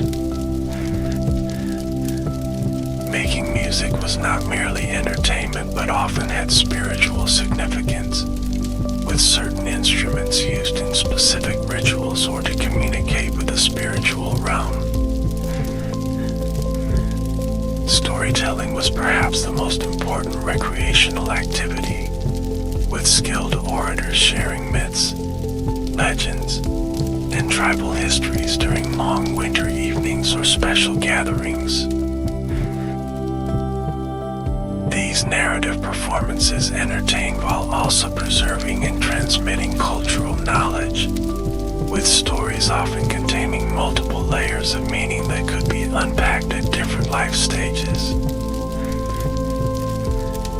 Many of these traditional games and activities declined during the colonial period but have experienced revival in recent decades as part of broader efforts to reclaim and celebrate Māori cultural practices. Today, traditional Māori games are taught in schools, featured at cultural festivals, and incorporated into physical education programs, recognized for their value in developing coordination, teamwork, and cultural understanding. Let's now explore the significance of different art forms in Māori culture, beyond the carving and weaving we discussed earlier. Body adornment was an important art form, with tattooing or tamoko being the most permanent and prestigious. But Māori also created elaborate personal ornaments, including heitiki, stylized human figures carved from panamu or greenstone, which were highly valued treasures passed down through generations. Ear pendants made from greenstone, bone, or shell were also popular, as were reputa, well-toothed pendants that signified high status.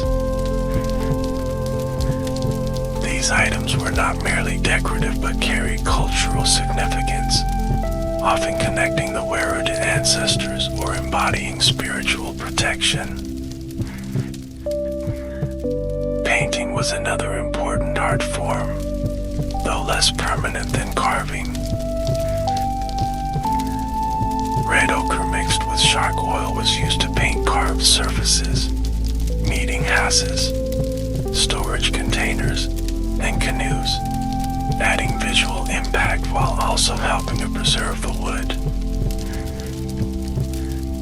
The distinctive curvilinear designs of Māori painting, featuring spirals, koru patterns, and stylized figures, created a visual language that complemented and enhanced carved forms. Rock art found in sheltered locations, particularly in the South Island, provides evidence of earlier painting traditions, with images depicting birds, people, and mysterious symbolic forms in red ochre and sometimes black charcoal.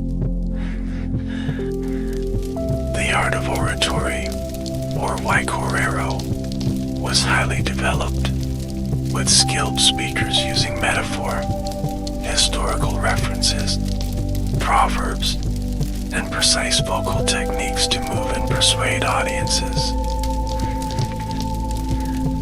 This performance art required extensive knowledge of tribal history, mythology, and genealogy, as well as the ability to deploy this knowledge with appropriate dramatic effect.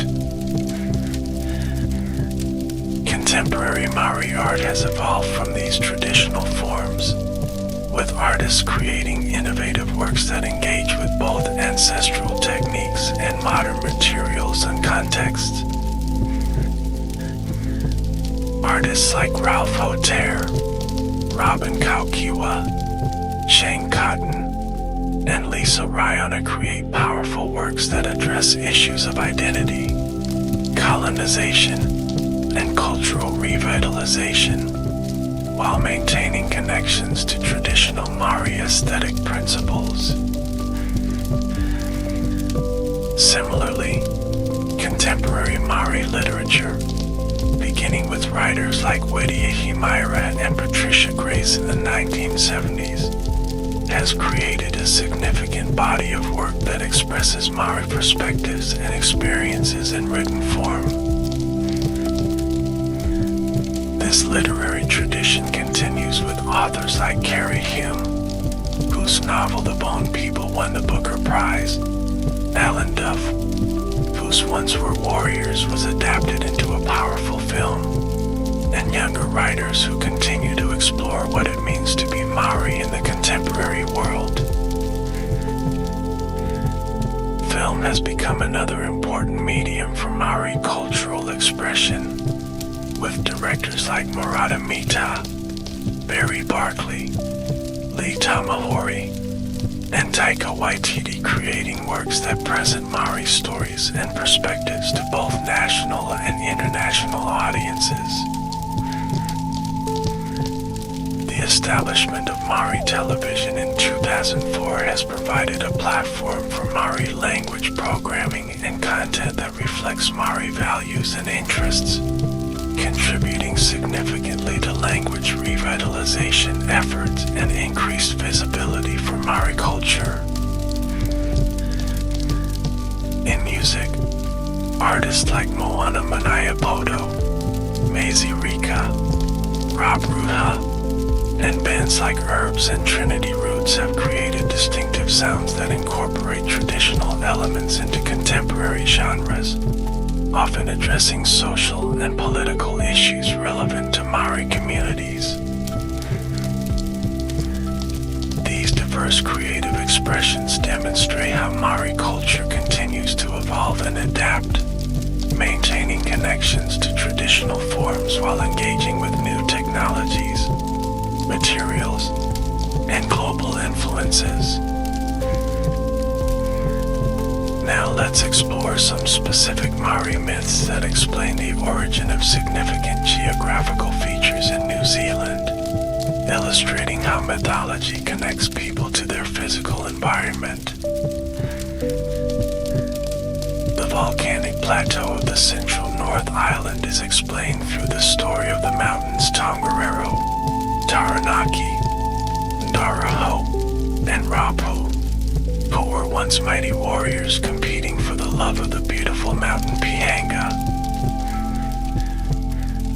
After a fierce battle, Tongariro emerged victorious, and the defeated Taranaki fled westward, carving out the Wanganui River Valley in his retreat and eventually settling on the west coast. The other mountains remained in the central plateau, where they occasionally remind people of their presence through volcanic activity, expressing their ongoing emotions and power.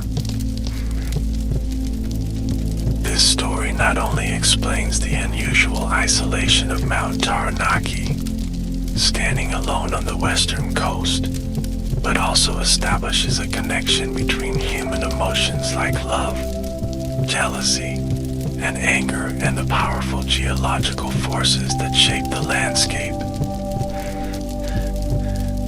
The origin of Lake Taupo, New Zealand's largest lake, is explained through the story of the giant Tupuku, a fearsome creature who preyed on travelers passing through the region. A warrior named Ngāturo Wairangi led an expedition to defeat this monster, eventually succeeding in destroying it through clever strategy and bravery. The massive hole left by the creature's destruction filled with water, creating Lake Taupo, while the surrounding geothermal features resulted from Ngāturo Wairangi's later actions in bringing fire to the region. This myth provides a dramatic explanation for both the lake's formation and the extensive geothermal activity in the area, connecting these natural features to ancestral heroes and their exploits. The distinctive shape of Wellington Harbor is explained through the legend of two Taniwha, or water spirits, named Ngik and Watetai. These two Taniwha lived in a lake that is now Wellington Harbor, but which was then enclosed by land. Tiring of their confinement, the powerful Ngik gathered his strength and smashed through the rock barrier to the open sea, creating what is now the harbor entrance. Watetai attempted to follow, but became stranded as the lake drained, eventually dying and becoming the hill known today as Mount Victoria. This story provides both a geological explanation for the harbor's formation and establishes a spiritual connection to these prominent landmarks, which continue to be regarded with respect by local Māori. In the South Island, the creation of the remarkable fjord along the southwest coast is attributed to the god Tute Rakawenoa, who shaped the rugged landscape with his enormous adze. Working from from south to north. He improved his technique as he went, creating increasingly perfect fjord with Paiapiotahi, or Milford Sound, representing his finest achievement. The goddess Hainui Te Po, concerned that the beauty of this landscape would enchant humans and cause them to linger too long, released the sandfly into the region, ensuring that visitors would not remain permanently in this breathtaking but challenging environment. This myth not only explains the progressive development of the fjord, but also provides a humorous explanation for the presence of notorious sandflies that continue to plague visitors to this stunning region. The distinctive braided rivers of the eastern South Island are explained through stories of ancestral water beings who carved these complex channels as they traveled from the mountains to the sea. In some traditions, these rivers represent the children of Aoraki, flowing down from their father, who became the mountain now known as Mount Cook. These stories establish kinship between mountains, rivers, and people, all connected through Wakapapa or genealogy, reinforcing the Māori view that humans are not separate from nature but related to all aspects of the natural world. Now let's explore how certain natural phenomena are explained in Māori mythology, providing insight into how indigenous knowledge systems interpret and explain the world. The origin of fire is attributed to the trickster demigod Maui, who stole it from the fire goddess Mahuika. Before Maui's intervention, humans had no way to create fire and had to eat raw food. Determining to solve this problem, Maui visited his grandmother Mahuika, who kept fire in her fingernails. He asked for one flame, which she gave him, but he deliberately extinguished it in return for another. This process continued until Mahuika, realizing she was being tricked, became angry and then threw her last fingernail at Maui, setting the forest ablaze. Maui transformed into a hawk to escape but was singed by the flames, explaining the reddish-brown color of the hawk's feathers. As the forest burned, Maui called upon his ancestors to send rain, which extinguished most of the fire. However, Mahuika had thrown some sparks into certain trees, including the Keikamako and Maho, which is why fire can be created by rubbing together sticks from these species. This story not only explains the origin of fire but also contains practical knowledge about which woods are best for traditional fire-making techniques, demonstrating how myths often encode useful information within their narratives. The phenomenon of earthquakes is explained through the movements of Rumoko, the unborn child of Ranganui and Papatuanaku. When Taine separated the Sky Father and Earth Mother, Papatuanaku was pregnant with their youngest child, Rumoko. Unable to be born into the world of light, Rumoko remained within his mother's womb, where he continues to move and kick, causing the earth to shake.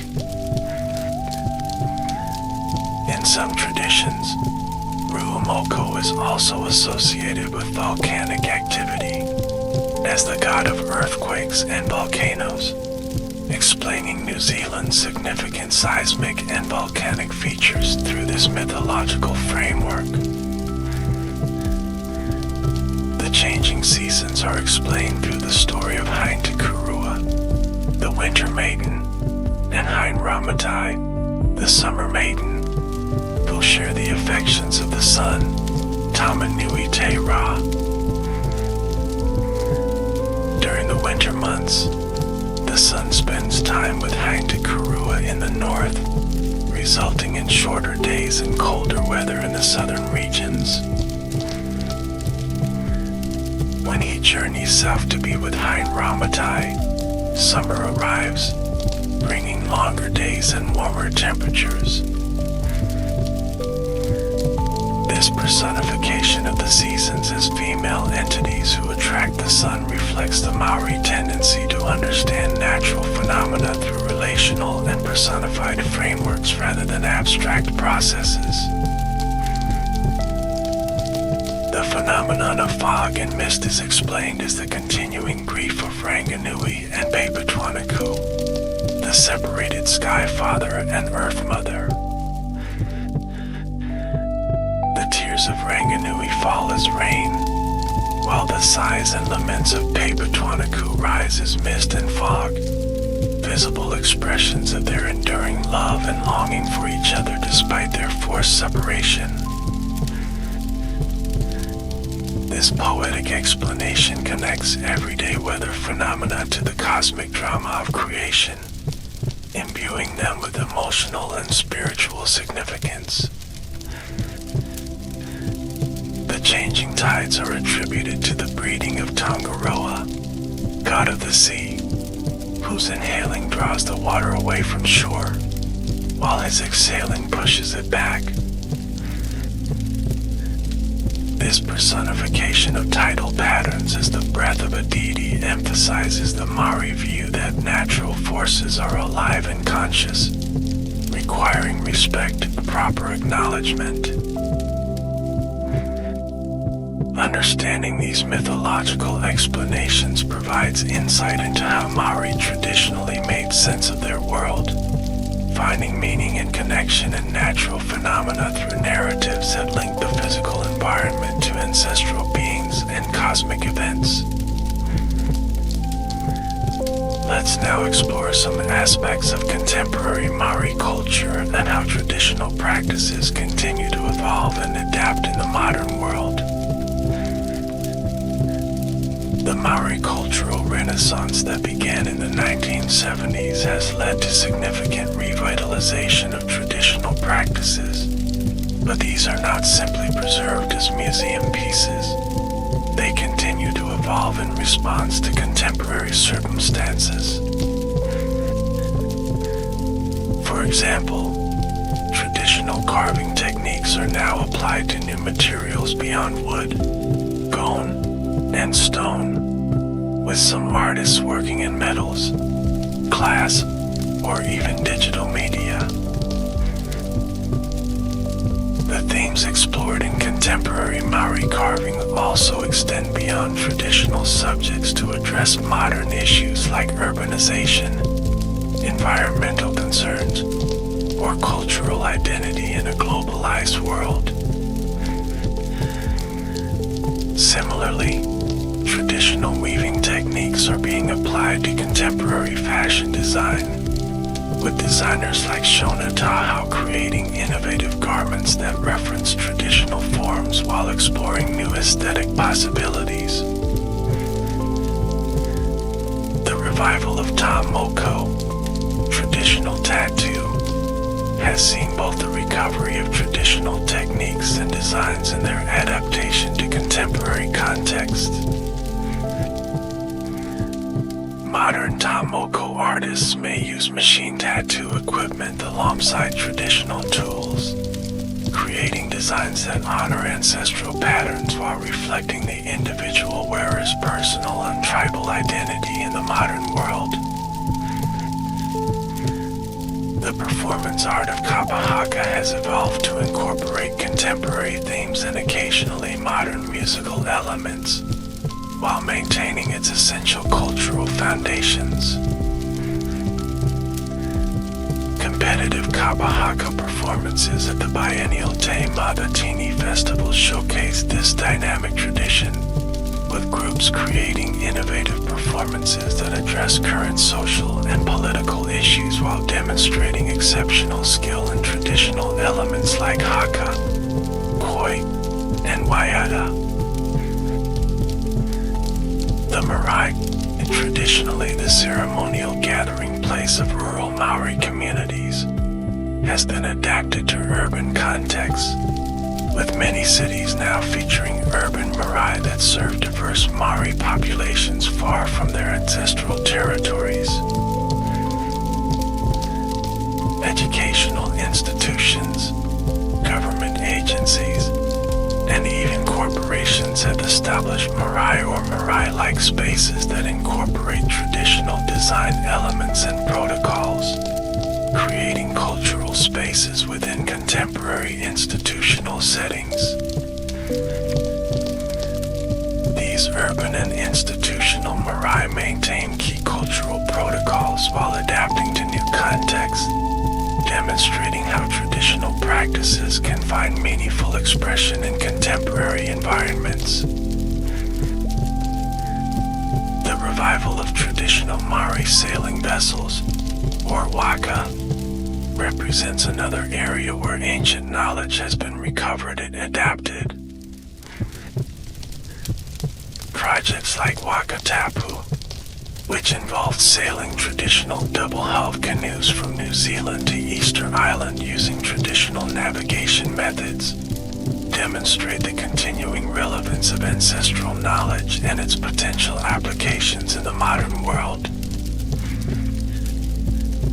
These voyages connect contemporary Maori to their voyaging ancestors while also contributing to broader Pacific efforts to revitalize traditional navigation and seafaring practices. In governance and resource management, traditional Maori concepts like kediakatanga, or guardianship, are being incorporated into contemporary environmental policy, creating innovative approaches to conservation that draw on indigenous wisdom. The legal recognition of the Wanganui River and Tiawera Forest as legal persons with their own rights and interests represents a groundbreaking application of traditional Maori concepts within modern legal frameworks, potentially offering new models for environmental protection globally. In healthcare, traditional Maori healing practices are increasingly being integrated with conventional medicine, creating culturally responsive approaches that address both physical symptoms and the broader cultural and spiritual dimensions of well-being. Organizations like Te Whakarurua own the Rio Irarangi Maori, the Maori Radio Network, and Maori Television create media content that reflects Maori perspectives and values, utilizing modern technology to strengthen cultural identity and language. Digital platforms and social media have become important tools for cultural transmission, with apps for learning Te Reo Maori, online resources for exploring Wakapapa or genealogy, and virtual networks connecting Maori communities both within New Zealand and internationally. These examples illustrate how Maori culture continues to demonstrate the adaptability that has characterized it throughout history, finding new expressions that maintain core values while engaging creatively with changing circumstances. As we near the conclusion of our exploration of Maori culture and mythology, let's reflect on some key themes that have emerged and consider their relevance in the contemporary world. One central theme is the interconnectedness of all things, expressed through concepts like Wakapapa that establish relationships between humans, the natural world, and spiritual realms. This holistic worldview offers an alternative to the compartmentalized thinking that characterizes much of modern Western culture, suggesting more integrated approaches to challenges like environmental protection, where human well-being is recognized as inseparable from ecological health. Another important theme is the dynamic balance between tradition and innovation, with Maori culture demonstrating that respecting ancestral knowledge does not require rigid adherence to unchanging forms, but rather creative engagement that allows traditions to remain relevant in changing contexts. This approach offers insights for all cultures, navigating the tensions between preserving heritage and adapting to contemporary realities, suggesting that tradition can be a resource for innovation rather than its opposite. The importance of place and belonging, expressed in concepts like Turingawawi, resonates with universal human needs for connection to landscape and community. In an increasingly mobile and virtual world, the Maori emphasis on knowing one's mountains, rivers, and ancestral connections offers valuable perspectives on maintaining identity and well-being through conscious relationship with place. The concept of Kediakatanga, or guardianship, provides a model of environmental responsibility based not on ownership but on intergenerational obligation, offering alternative frameworks for addressing pressing ecological challenges.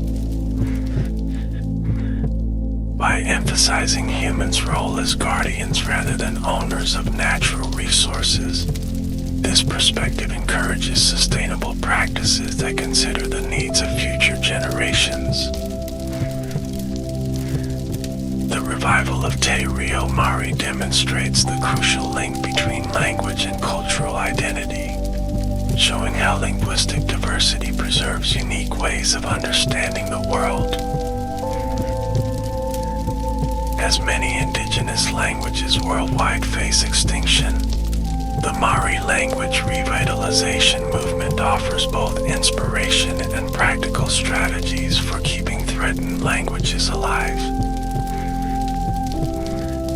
The ongoing process of reconciliation between Māori and non-Māori New Zealanders, while incomplete and sometimes challenging, provides insights for other societies addressing historical injustices against indigenous peoples. New Zealand's efforts to acknowledge past wrongs, return resources, and incorporate Māori perspectives into national institutions offer models for building more equitable multicultural societies. The rich storytelling tradition of Māori culture reminds us of the power of narrative to transmit values, preserve knowledge, and create meaning, functions that remain vital even in our information-saturated age. In a world where data is abundant but wisdom sometimes scarce, the Māori emphasis on stories that convey deeper truths through metaphor and allegory offers valuable approaches to making sense of complex realities. Finally, the Māori concept of walking backwards into the future, with eyes fixed on the past, suggests a thoughtful approach to progress that honors ancestral wisdom while moving forward. This perspective offers an alternative to both uncritical embrace of novelty and rigid resistance to change, encouraging careful consideration of how past experience can inform present decisions and future directions. As we conclude this exploration of Māori culture and mythology, we can appreciate both its unique qualities as an expression of New Zealand's indigenous heritage and its universal relevance as a source of wisdom about living well in relationship with others, the natural world, and our own histories. The enduring vitality of Māori culture testifies to its depth and resilience, qualities that have enabled it to survive historical challenges and continue evolving in response to changing circumstances, while maintaining its distinctive identity and values. In sharing these stories and concepts, we honor the generations of Māori who have preserved and transmitted this cultural treasure, while acknowledging that our brief exploration only touches the surface of this rich and complex tradition.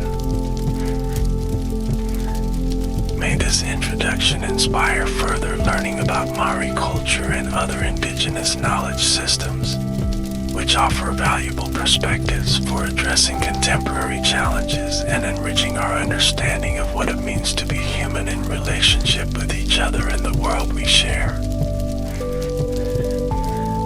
As a traditional Māori proverb states, Hia hate mea nui o te ao, ki tangata, ki tangata, ki tangata, which translates to what is the most important thing in the world. It is people, it is people, it is people. This wisdom reminds us that amidst all our explorations of culture, mythology, and tradition, the heart of Māori values, like those of many indigenous cultures, lies in nurturing human connections and community well-being, lessons that remain profoundly relevant in our contemporary world. Thank you for joining me on this journey through the rich landscape of Māori culture and mythology, where ancient wisdom continues to offer guidance for living well in the present and creating a sustainable future.